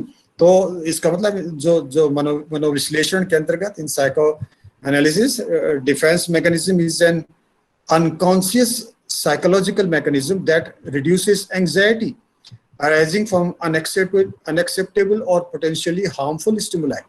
जो आपके अंदर में जो एक प्रकार की चिंता है, व्यग्रता है, उत्कंठा है, किसी न किसी कारण के वजह से, आंतरिक कारणों की वजह से, किसी बाह्य कारणों की वजह से, अगर आपके चेतना के अंदर किसी प्रकार से इस प्रकार की चिंता, व्यग्रता है, उत्कंठा है, किसी प्रकार की एंग्जाइटी है, तो उस एंग्जाइटी को दूर करने के लिए आपका मस्तिष्क, आपका जो चेतना जिसको आप कहते हैं अनकॉन्शियस और कॉन्शियस का कॉम्बिनेशन, वो खुद ब खुद इस तरह से का तरीके ईजाद करता है ताकि आपको कहीं ना कहीं उस एंग्जाइटी, चिंता और व्यग्रता या उत्कंठा या उन कॉम्प्लेक्सेस या उस फियर या उस डर से कहीं ना कहीं उससे निजात मिल पाए। इसको कहते हैं इंसान का डिफेंस मैकेनिज्म। जैसे आप कहते हैं ना कि अधजल गगरी छलकते जाए, या एम्प्टी वेसल्स दे साउंड मोर, या फिर थोथा चना बाजे गाना, इस तरह से दुनिया भर के जो आप मुहावरे सुनाते हैं, ये अगर आपके अंदर नहीं होती क्षमता तो आप ज्यादा बोलते हैं कि मेरे बराबर कोई बलवान आदमी है ही नहीं। अगर आप अधिकांश शिक्षक हैं, अगर आप शिक्षा अच्छी तरह से नहीं कर पाते, अगर आप बच्चों को अच्छी तरह से क्लासरूम के अंदर कन्विंस नहीं कर पाते, आप सोचते हैं, तो निश्चित रूप से आपके अंदर एक फियर आता है, डर आता है कि यार बच्चे कहीं विद्रोह न कर दें, उपद्रव न कर दें। आप शिक्षक हैं, आप नहीं पढ़ा पाते क्लास के अंदर, नर्वस हो जाते हैं, या आपको याद नहीं रह जाता है, या भूल जाते हैं, या आपके बोलने की आपके अंदर कोई कमी है, या किसी प्रकार की, किसी न किसी प्रकार की अगर आपके अंदर कोई कमी है, कोई फॉल्ट है, या कोई किसी प्रकार का फियर है, डर है, तो आप उसको डर को दूर करने के लिए क्या करते हैं? आप फिर बच्चों से दोस्ती कर लेते हैं, उनसे मित्रता करते हैं, उनको घर में बुलाते हैं, उनको चाय पिलाते हैं, ये करते हैं, मतलब किसी दूसरी तरीके से आप उनको पटाने की कोशिश करते हैं, उनको फिट रखने की कोशिश करते हैं। ठीक है कि नहीं? तो यही आपका डिफेंस मैकेनिज्म है। ये नहीं है कि आप बहुत बड़े दोस्त हैं उनके, सिर्फ दोस्त आप इसलिए बने हैं क्योंकि आप अंदर की आपने अपने अंतः का जो आपका असुरक्षा है, इनसिक्योरिटी, जो आपके कॉन्शियस और अनकॉन्शियस, आपके चेतन और अचेतन मस्तिष्क के बीच में द्वंद्व का सबसे बड़ा कारण है, जो आपस में, जो आपका चेतन और अचेतन आपस में टकरा रहे हैं। ठीक है कि नहीं? आपका चेतन तो कह रहा है कि नहीं है आपके अंदर ताकत, आपका चेतन मैन कह रहा है ऐसे कैसे हो सकता है, मैं तो बहुत बढ़िया टीचर हूँ। ठीक है नहीं? तो दोनों के बीच में जो द्वंद्व है, जो कॉन्फ्लिक्ट है, ये उसकी परिणति होती है। आप देखते हैं अपने जीवन के अंदर दिन रात। ठीक है नहीं? आपने फ्राइड की स्ट्रक्चर ऑफ पर्सनैलिटी पढ़ी होगी अच्छी तरह से। सिगमंड फ्राइड, जैसे मैंने कहा कि ये बहुत बड़ा एक हस्ताक्षर है पूरे मनोविश्लेषण के अंतर्गत, साइकोएनालिसिस के अंदर। उन्होंने स्ट्रक्चर ऑफ पर्सनैलिटी के अंदर कहा कि 3 सिस्टम्स होते हैं जिन सिस्टम से मिलकर के हमारा व्यक्तित्व बनता है। एक होता है इड, दूसरा ईगो, और तीसरा सुपर ईगो। एक इदम होता है, अहम होता है, पराअहम होता है। और उसमें जो अहम या जिसको ईगो आप कहते हैं, वो पर्सनैलिटी का एग्जीक्यूटिव है, ego is the executive of personality, वो सबसे बड़ा दादा है व्यक्तित्व के परिप्रेक्ष्य में, इसलिए वो एग्जीक्यूटिव है, इसलिए वो सबसे बड़ा बॉस है।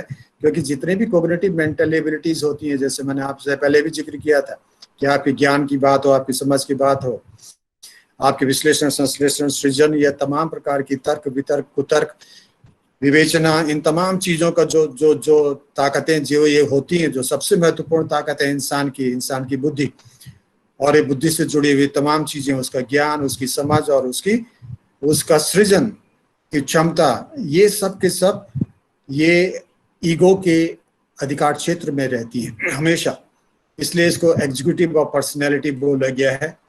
और फिर वो दोनों तरफ से, लेकिन ये जो ईगो होता है दोनों तरफ से टकराता है। एक तरफ से जो इड होती है, इड का मतलब क्या होता है कि जो आपने जन्म से जो आपको मनोविज्ञान प्राप्त हुआ है, द साइकोलॉजिकल इनहेरिटेंस जिसको आप कहते हैं, आपको जन्मजात जो चीजें हैं जिसमें आपके आवेग आते हैं, संवेग आते हैं, इंस्टिंक्ट्स, मोटिव्स, ये तमाम चीजें आती हैं, और ये हमेशा एक प्लेजर प्रिंसिपल पे विश्वास करता है।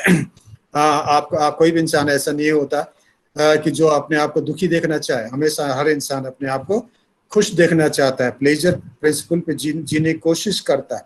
और प्लेजर प्रिंसिपल पे जब जीने की कोशिश करता है तो कोई भी चीज अगर आपके इड के अंदर, आपके इदम के अंदर आ जाती है, बाहर से या अंदर से, जिसकी वजह से वो इड तनाव में आ गया, उसको लगा कि यार मेरे मेरे मेरे जो प्लेजर है, मेरी खुशी में कहीं खलल हो रही है, कहीं मुझे दुख हो सकता है, दर्द हो सकता है, तो तुरंत जिसको आप कहते हैं एक स्टेट ऑफ डिसइक्विलिब्रियम इंसान के चेतना के अंदर जागृत होता है, इड के अंदर जागृत होता है।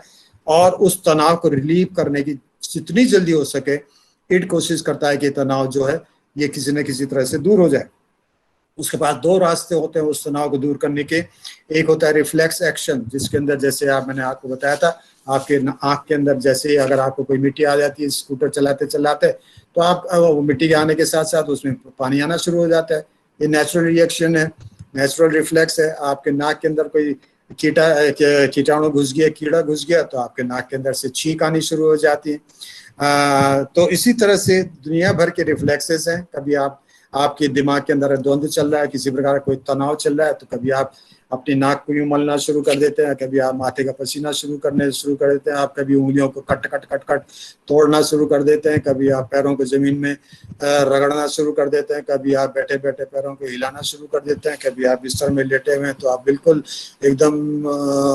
एकदम छोटे हो जाते हैं, उकड़ हो जाते हैं, आपस में संकुचित हो जाते हैं। ये सारे के सारे रिफ्लेक्स एक्शंस हैं। तो हर प्रकार का जो भी आप एक्शन कर रहे होते हैं, आप कैसे बैठते हैं, कैसे उठते हैं, कैसे चलते हैं, कैसे बोलते हैं, कैसे क्या करते हैं, ये तमाम आपके पर्सनैलिटी से सीधे सीधे लिंक्ड हैं। इसके बेसिस इनको देखने से, इन संकेतों, इन सिंबल्स को देखने के बेसिस में आपकी पर्सनैलिटी का असेसमेंट किया जा सकता है। और इसी का इस्तेमाल करते हुए फ्रायड ने फ्री एसोसिएशन या स्वतंत्र साहचर्य की थोड़ा सा कल्पना की। उसने एक टेक्निक दिया हमको कि भैया, वो बेसिकली आप जानते हैं कि जो फ्रायड था वो एक किस्म से एक डॉक्टर था, मनोचिकित्सक था, और हिप्नोसिस के जरिए या सम्मोहन के जरिए आपके नर्वस डिसऑर्डर्स को ठीक करते थे। ब्रूयर जो दूसरा साइकोएनालिस्ट था उसके साथ मिल करके, ठीक है नहीं, तो वो उसको ठीक करता था। आपको आपके हिप्नोसिस के जरिए आप किस चीज से पीड़ित हैं, किस चीज से परेशान है, उसकी कोशिश रहती थी कि वो इससे आपका निजात आपको दिलाए। तो उसी संदर्भ में उसने स्वप्नों को भी देखना शुरू किया। धीरे धीरे इंसान किस प्रकार के स्वप्न देखता है, किस प्रकार के ड्रीम्स देखता है। तो इंटरप्रिटेशन ऑफ ड्रीम्स नाम की आज से 120 साल पहले, ठीक 1900 शताब्दी में उन्होंने ये किताब लिखी, इंटरप्रिटेशन ऑफ ड्रीम। और इसमें पहली बार सपनों की महत्ता को बताया, कहा कि आप स्वप्न क्यों देखते हैं, किस प्रकार के स्वप्न देखते हैं, उसमें किस प्रकार के रंग देखते हैं, किस प्रकार के ऑब्जेक्ट्स देखते हैं, आप पहाड़ देखते हैं या फूल देखते हैं या पत्तियां देखते हैं, आप किसी मुर्दे इंसान को ज्यादा देखते हैं या जीवित इंसान को ज्यादा देखते हैं, आप आग को देखते हैं ज्यादा या पानी को देखते हैं ज्यादा। इन सब का कोई ना कोई मतलब होता है, इन सब की कोई ना कोई चीज होती है जो आपकी पर्सनैलिटी से सीधे सीधे, आपकी अनकॉन्शियस से सीधे सीधे रिलेटेड होती हैं, ठीक है कि नहीं। जिसको आप मोटी मोटी भाषा में आप कहते हैं सर मेरी जुबान फिसल गई, ये स्लिप ऑफ टंग जिसको आप बोलते हैं, वो स्लिप ऑफ टंग कभी जुबान फिसलती नहीं इंसान की, कभी न कभी। वो सच्चाई ये है कि आपका जो अनकॉन्शियस जिसके अंदर वो बात फंसी हुई थी, आप बोलना चाहते थे, बोल नहीं पाते, बिकॉज मैंने आपसे बताया कि चेतन मस्तिष्क हमेशा इतना शक्तिशाली होता है, आपका ईगो जो आपका एग्जीक्यूटिव ऑफ पर्सनैलिटी है, कि वो आपकी इड को, आपके अंदर वाली इच्छा को, अंतः मन की, जिसको आप अनकॉन्शियस कहते हैं, उसको बाहर निकलने ही नहीं देता। वो चाहे चाहे वो आप जागृत अवस्था में हो, चाहे सुप्त अवस्था में, चाहे ड्रीम देख रहे होते हैं, तो आप स्वप्न भी आप रेगुलरली नहीं देखते। आप देखते हैं कई बार आपको स्वप्न कटे कटे दिखते हैं, रुके रुके देखते हैं। अभी आप एक चीज देख रहे हैं, फिर थोड़ी देर में कोई और चीज देख रहे हैं, वो इसलिए रुके रुके कटे कटे आप देखते हैं, क्योंकि वहां पर भी सोते सोते हुए भी आपका चेतन मस्तिष्क इतना ताकतवर होता है, वो चौकीदार की तरह बैठा रहता है। अच्छा, उसने कहा बिना बिना मेरी परमिशन के तो सपना देख रहा है, वो आपको सपना भी नहीं देखने देना चाहता। स्वप्न क्या होता है एक्चुअली? ये gratification of your repressed desires, आपकी दबी हुई इच्छाओं का, दबी हुई आकांक्षा का ये अभिव्यक्तिकरण है। ये बाहर निकलती हैं जब आप सो जाते हैं, जब कॉन्शियस चेतन मन ढीला पड़ जाता है, निद्रावस्था में जब आप आते हैं, वो जब हल्का पड़ जाता है, उसके अंदर की ताकतें हल्की पड़ जाती हैं, जिसको आप कहते हो एग्जीक्यूटिव और पर्सनैलिटी, जैसे वो शिथिल पड़ती हैं नींद के कारण, तुरंत अंदर वाली जो इच्छाएं वो बाहर निकलने का प्रयास करती हैं, और इसीलिए आप स्वप्न देखते हैं, आप ड्रीम्स देखते हैं, ठीक है कि नहीं? लेकिन वो स्वप्न कभी छोटे हो जाते हैं, कभी बड़े हो जाते हैं, कभी कंडेंसेशन हो जाता है, कभी डिस्प्लेसमेंट हो जाता है, कभी सेकेंडरी इलाबोरेशन हो जाता है, कभी कुछ हो जाता है। जैसे उदाहरण के तौर पे आप, जाड़ों का टाइम है, बिल्कुल आप रजाई के अंदर बैठे हुए हैं, लेटे हुए हैं, आपको अचानक बहुत प्यास लग रही है। जब प्यास लग रही है तो आप सोचते हैं कि आपका बाहर निकलने की इच्छा होती नहीं है, क्योंकि आपको ठंड लग रही होती है, रजाई के अंदर आप घुसे रहते हैं। आप सोचते हैं बाहर निकले ना निकले, तो आपका एक मन कहता है कि भैया चलो जाके पानी पी लेते हैं, जिसको आप अनकॉन्शियस कह रहे हैं। कॉन्शियस मन कह रहा है छोड़ यार, ठंड हो रही है, रजाई कौन निकले बाहर। तो आप इसी उधेड़ बुन में आप सो जाते हैं। तो जब आप सो जाते हैं तो आपको नींद में आपको सपने दिखाई देते हैं। तो सपने कैसे दिखाई देते हैं? कि आप समुद्र में आपने मुंह डाला हुआ और पानी पिए जा रहे हैं, क्योंकि आपको प्यास लगी थी, बहुत ज्यादा प्यास, और आप उसी प्यास में सो गए।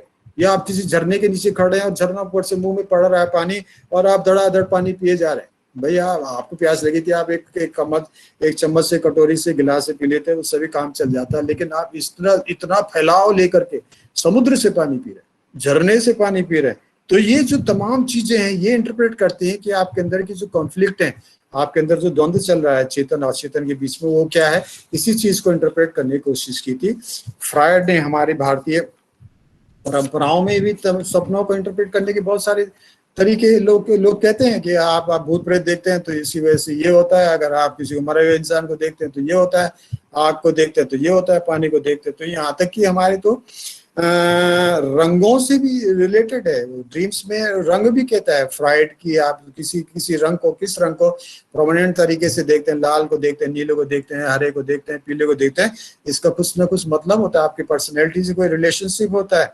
हमारी संस्कृति के अंदर, जैसे आप जानते हैं, आप तो तमाम ज्योतिष संस्कृत वाले लोग हैं भाई, ज्यादा मुझसे जानते होंगे, मैंने तो कभी पढ़ी लिखी नहीं है। ज्योतिष के अंदर आप जानते हैं कि हमने 12 जो राशियां बना रखी हैं, ये actually 12 categories of human personalities हैं, ठीक है कि नहीं? जो शेल्डन की जो कैटेगराइजेशन आप देखते थे, या और प्रकार की कैटेगराइजेशन देखते थे, उसी तरह से कैटेगराइजेशन है पर्सनैलिटी का, कि 12 डिफरेंट टाइप ऑफ पर्सनैलिटी को आपने एनालिसिस किया, और उनकी कैरेक्टरिस्टिक्स, उनकी जो पर्सनैलिटी की जो आपके गुण हैं, अवगुण हैं, उनके बारे में आप इस तरह से जानते हैं कि उस राशि का स्वामी क्या है, आप सभी जानते हैं, ठीक है कि नहीं? 9 ग्रह जो होते हैं, सोम, मंगल, बुध, बृहस्पति, शुक्र, शनि, रवि, राहु और केतु, ये किसी न किसी राशि के स्वामी होते हैं। उदाहरण के तौर पर माना कर्क राशि का स्वामी है चंद्रमा, तो चंद्रमा का कलर होता है लाइट ब्लू या व्हाइट के आसपास का। ये मिथुन का जो होता है बुध, उसका स्वामी होता है, तो बुध का मतलब हरे रंग का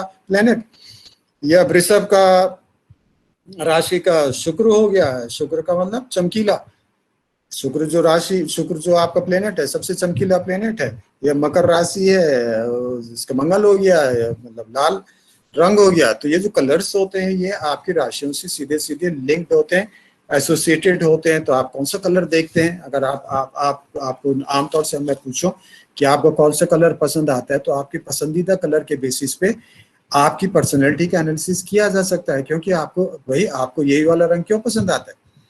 जिनको लाल रंग पसंद आता है, जिसको पिंक कलर पसंद आता है, इसका मतलब नेचुरली वो आकर्षक दिखना चाहते हैं, क्योंकि पीले ये लाल रंग का या पिंक कलर का, लाल रंग की जिसको आप कहते हैं फ्रीक्वेंसी वेवलेंथ, जो साइंस वाले लोग हैं वो अच्छी तरह से जानते हैं, और सबसे ज्यादा होती है, सबसे दूर से दिखाई देता है लाल कलर। इसलिए जितने भी आपके ट्रैफिक के सिग्नल्स होते हैं वो लाल होते हैं, क्रिकेट की बॉल लाल होती है, खून आपका लाल होता है, रेड क्रॉस होता है, तो लाल दूर से दिखाई देता है, आकर्षण, आकर्षण कलर। तो इसलिए वो पर्सनैलिटी जो अपने आप को दूसरे लोगों को अपने प्रति आकर्षित करना चाहते हैं वो लाल रंग को पसंद करते हैं, या पिंक कलर को पसंद करते हैं। इसलिए हर कलर का अपना अपना एक पर्सनैलिटी का रिलेशनशिप है, साइकोलॉजिकल इंटरप्रिटेशन है, और इसी को फ्राइड ने इंटरप्रेट करने की कोशिश की थी। एनीवेज मेरे ख्याल से बहुत सारा टाइम मैंने आपको ले लिया, तो इन सब की बेसिस पे मैं आपसे कह रहा हूँ कि ये प्रोजेक्शन के बारे में मैंने आपसे कहा कि मूलतः ये एक किस्म से सुरक्षा प्रणाली है, डिफेंस मैकेनिज्म है,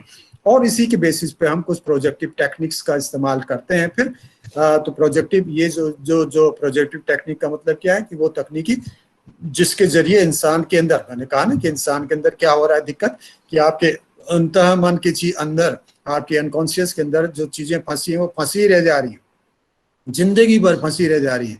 आप जो चाह रहे हैं वो कर नहीं पा रहे हैं, जो कर रहे हैं वो कभी चाह भी नहीं रहे हैं, तो जबरदस्ती का सौदा हो रहा है, ये आप टाइम पास कर रहे हैं। तो इसकी वजह से आपके मन के अंदर, आपके चेतन और अचेतन के बीच में 24 घंटे जीवन पर्यंत द्वंद्व चल रहा है। आप अपने आप को, जो आप स्वयं खुद हैं, जो आपका अनकॉन्शियस होता है वो आप खुद होते हैं, और जो आपका चेतन मन होता है वो आपकी परिस्थिति और आपके परिवेश से लिंक्ड होता है, वो आप स्वयं नहीं होते हैं, वो एक बनावटी होता है, वो आर्टिफिशियल होता है, उसके अंदर आर्टिफिशियलिटी है। तो जितने आप अपने आप से दूर भागेंगे, इसका मतलब जितने आप अपने अचेतन से दूर भागेंगे, इसका मतलब जितने आप अपने चेतन मन के नजदीक जाएंगे। चेतन मन क्या करता है, हमेशा परिवेश से संतुलन बनाने की कोशिश करता है। आपको आपकी शक्ल मुझे पसंद है कि नहीं है, लेकिन आपसे अगर मेरा काम बन रहा है तो मैं आपको बोलता हूँ सर आप बड़े खूबसूरत लग रहे हैं, बड़े हैंडसम लग रहे हैं, जबकि नहीं लग रहे हैं, झूठ बोल रहा हूं मैं।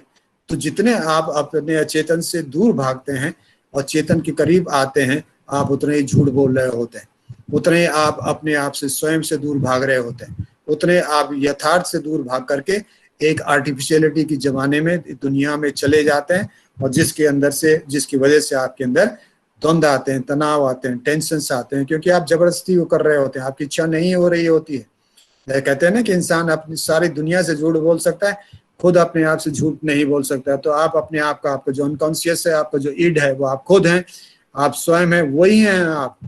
इसलिए भैया कोशिश करिए उसके नजदीक रहने की, जो आपके मन की इच्छा हो रही है उसको करिए।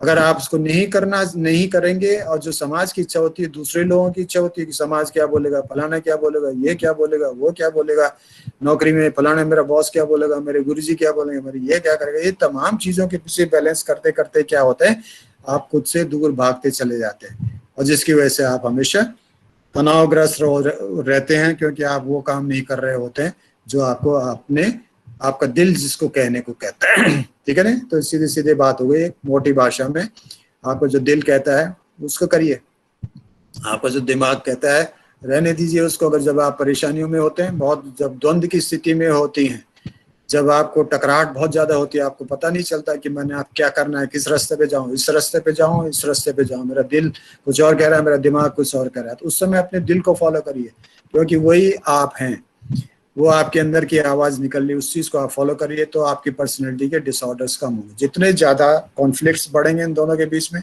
जितना आप इससे दूर भागेंगे आपके अपने अंतः मन से, उतने ही आपके द्वंद्व बढ़ेंगे, उतने टेंशंस बढ़ेंगे, उतने ही पर्सनैलिटी के डिसऑर्डर्स बढ़ेंगे। तो इन पर्सनैलिटी डिसऑर्डर्स, आपके अंदर क्या चीज सता रही है, आपको क्या चीज परेशान कर रही है, इसको हम प्रोजेक्टिव टेक्निक्स के जरिए बाहर निकाल देते हैं। प्रोजेक्टिव टेक्निक में कुछ नहीं होता, हम आपके सामने कुछ इस प्रकार के उद्दीपन देते हैं जिसको एम्बिगुअस स्टिमुलस कहते हैं, और वो कुछ भी दे देंगे आपके सामने।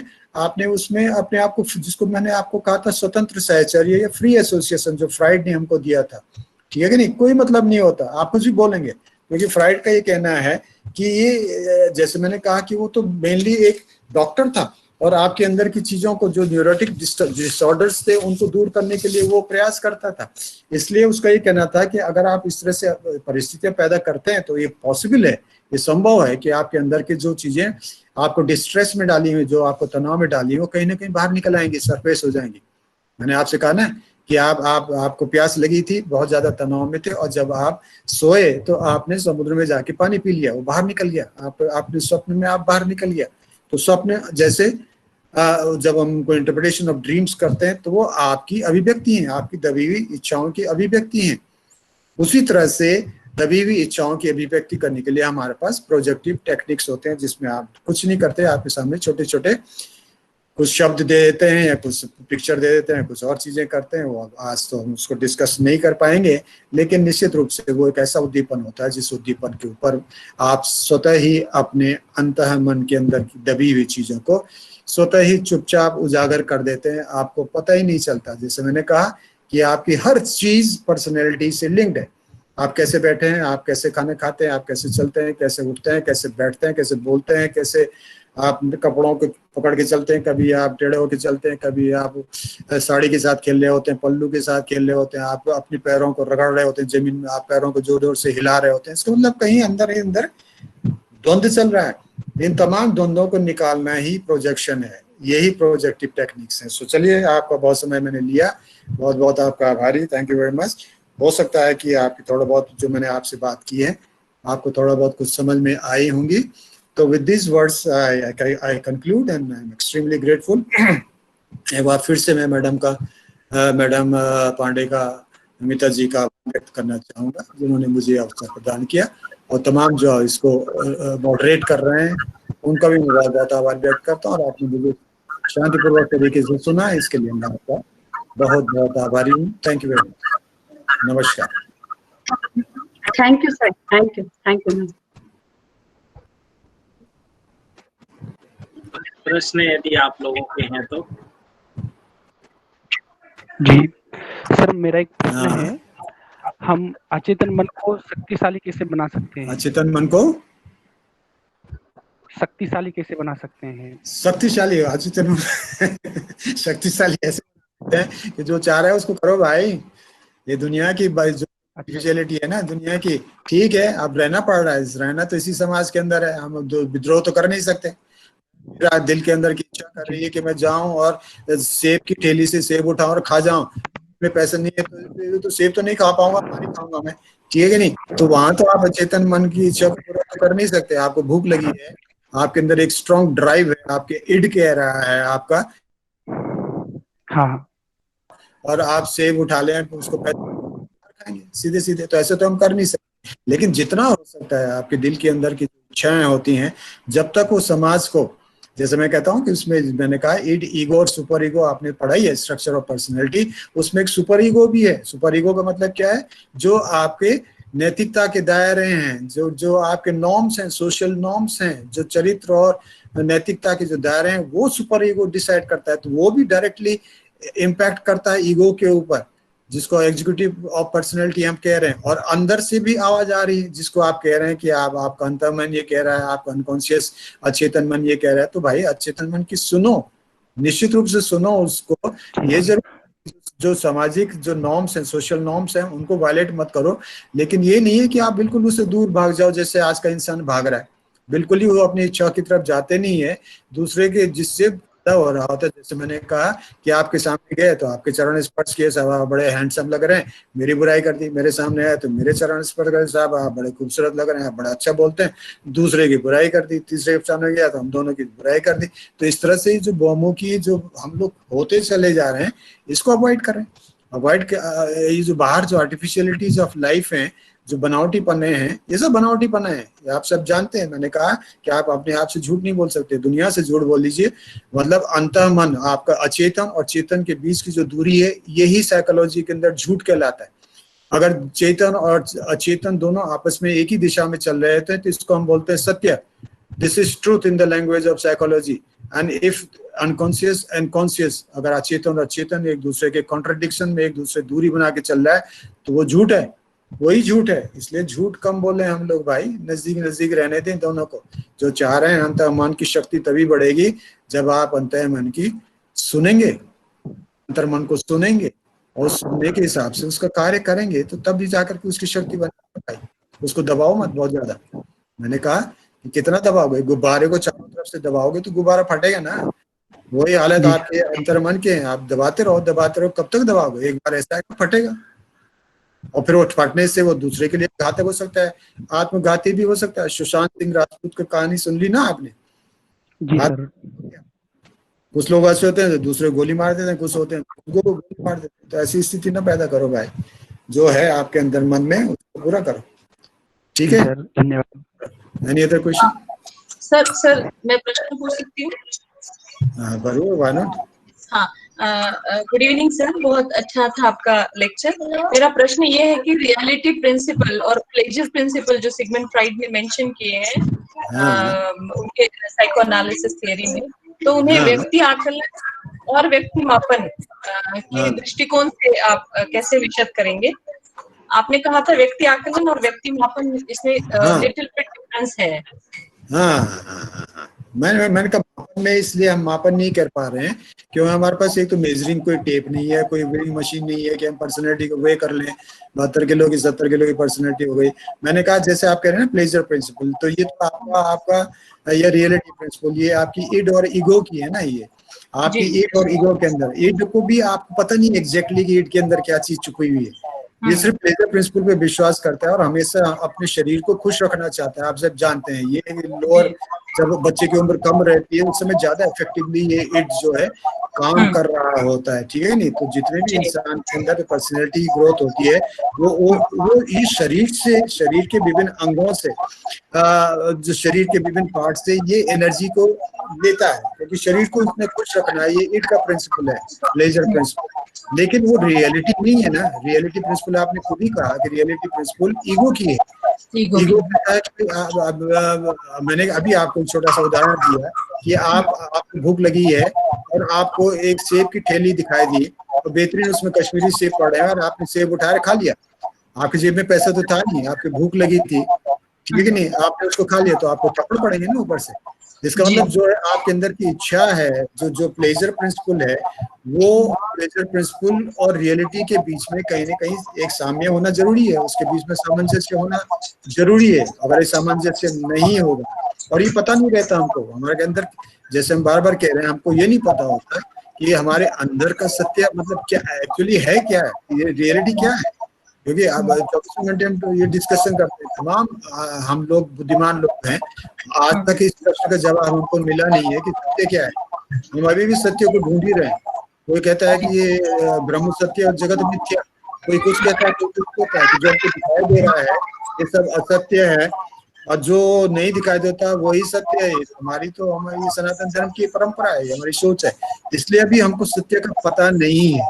इसलिए जब सत्य का पता नहीं है तो जैसे मैंने कहा उसका हम आकलन ही कर सकते हैं, उसका मापन नहीं कर सकते। मापन तभी होता है जब कोई चीज कॉन्क्रीट होती है, कोई स्पष्ट होती है, साक्षात होती है, तो हम उसका मापन कर सकते हैं। जब वो छिपी हुई होती है, कहीं हिडन होती है, अभी उसका पूरी अच्छी तरह से पता नहीं होता, तो उसका आकलन नहीं कर सकते। ठीक है कि नहीं मैडम? Am I right? आई समझ में?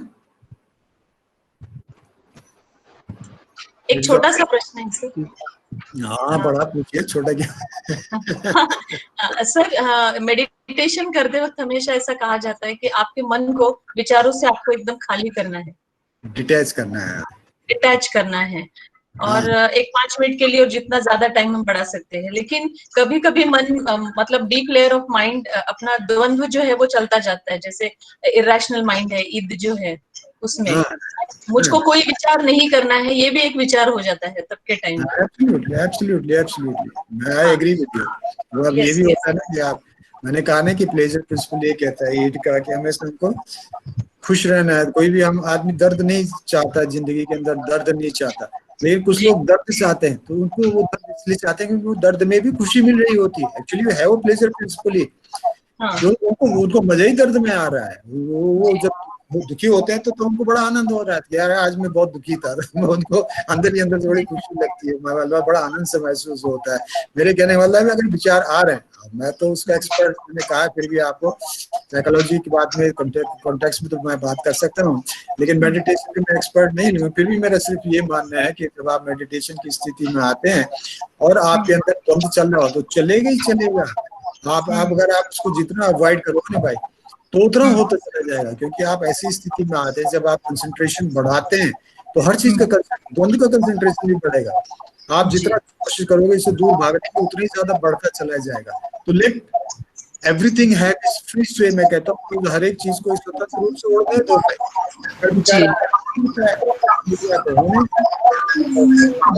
कोई आप धीरे धीरे आप उसी में खो जाएंगे। आपको चलेगा कि आप इतना समय निकाल दिया, लेकिन आप महसूस करिए मेडिटेशन नहीं होता। Thank you sir, thank you. चलिए, थैंक यू। बहुत ही प्रेरक और बहुत ज्ञानप्रदक उद्बोधन से आचार्य जी ने हम लोगों का मार्गदर्शन किया।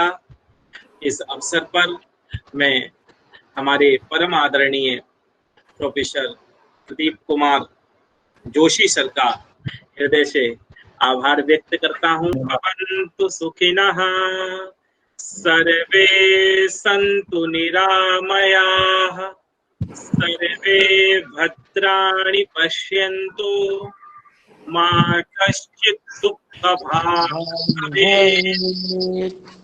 ओम शांति शांति शांति।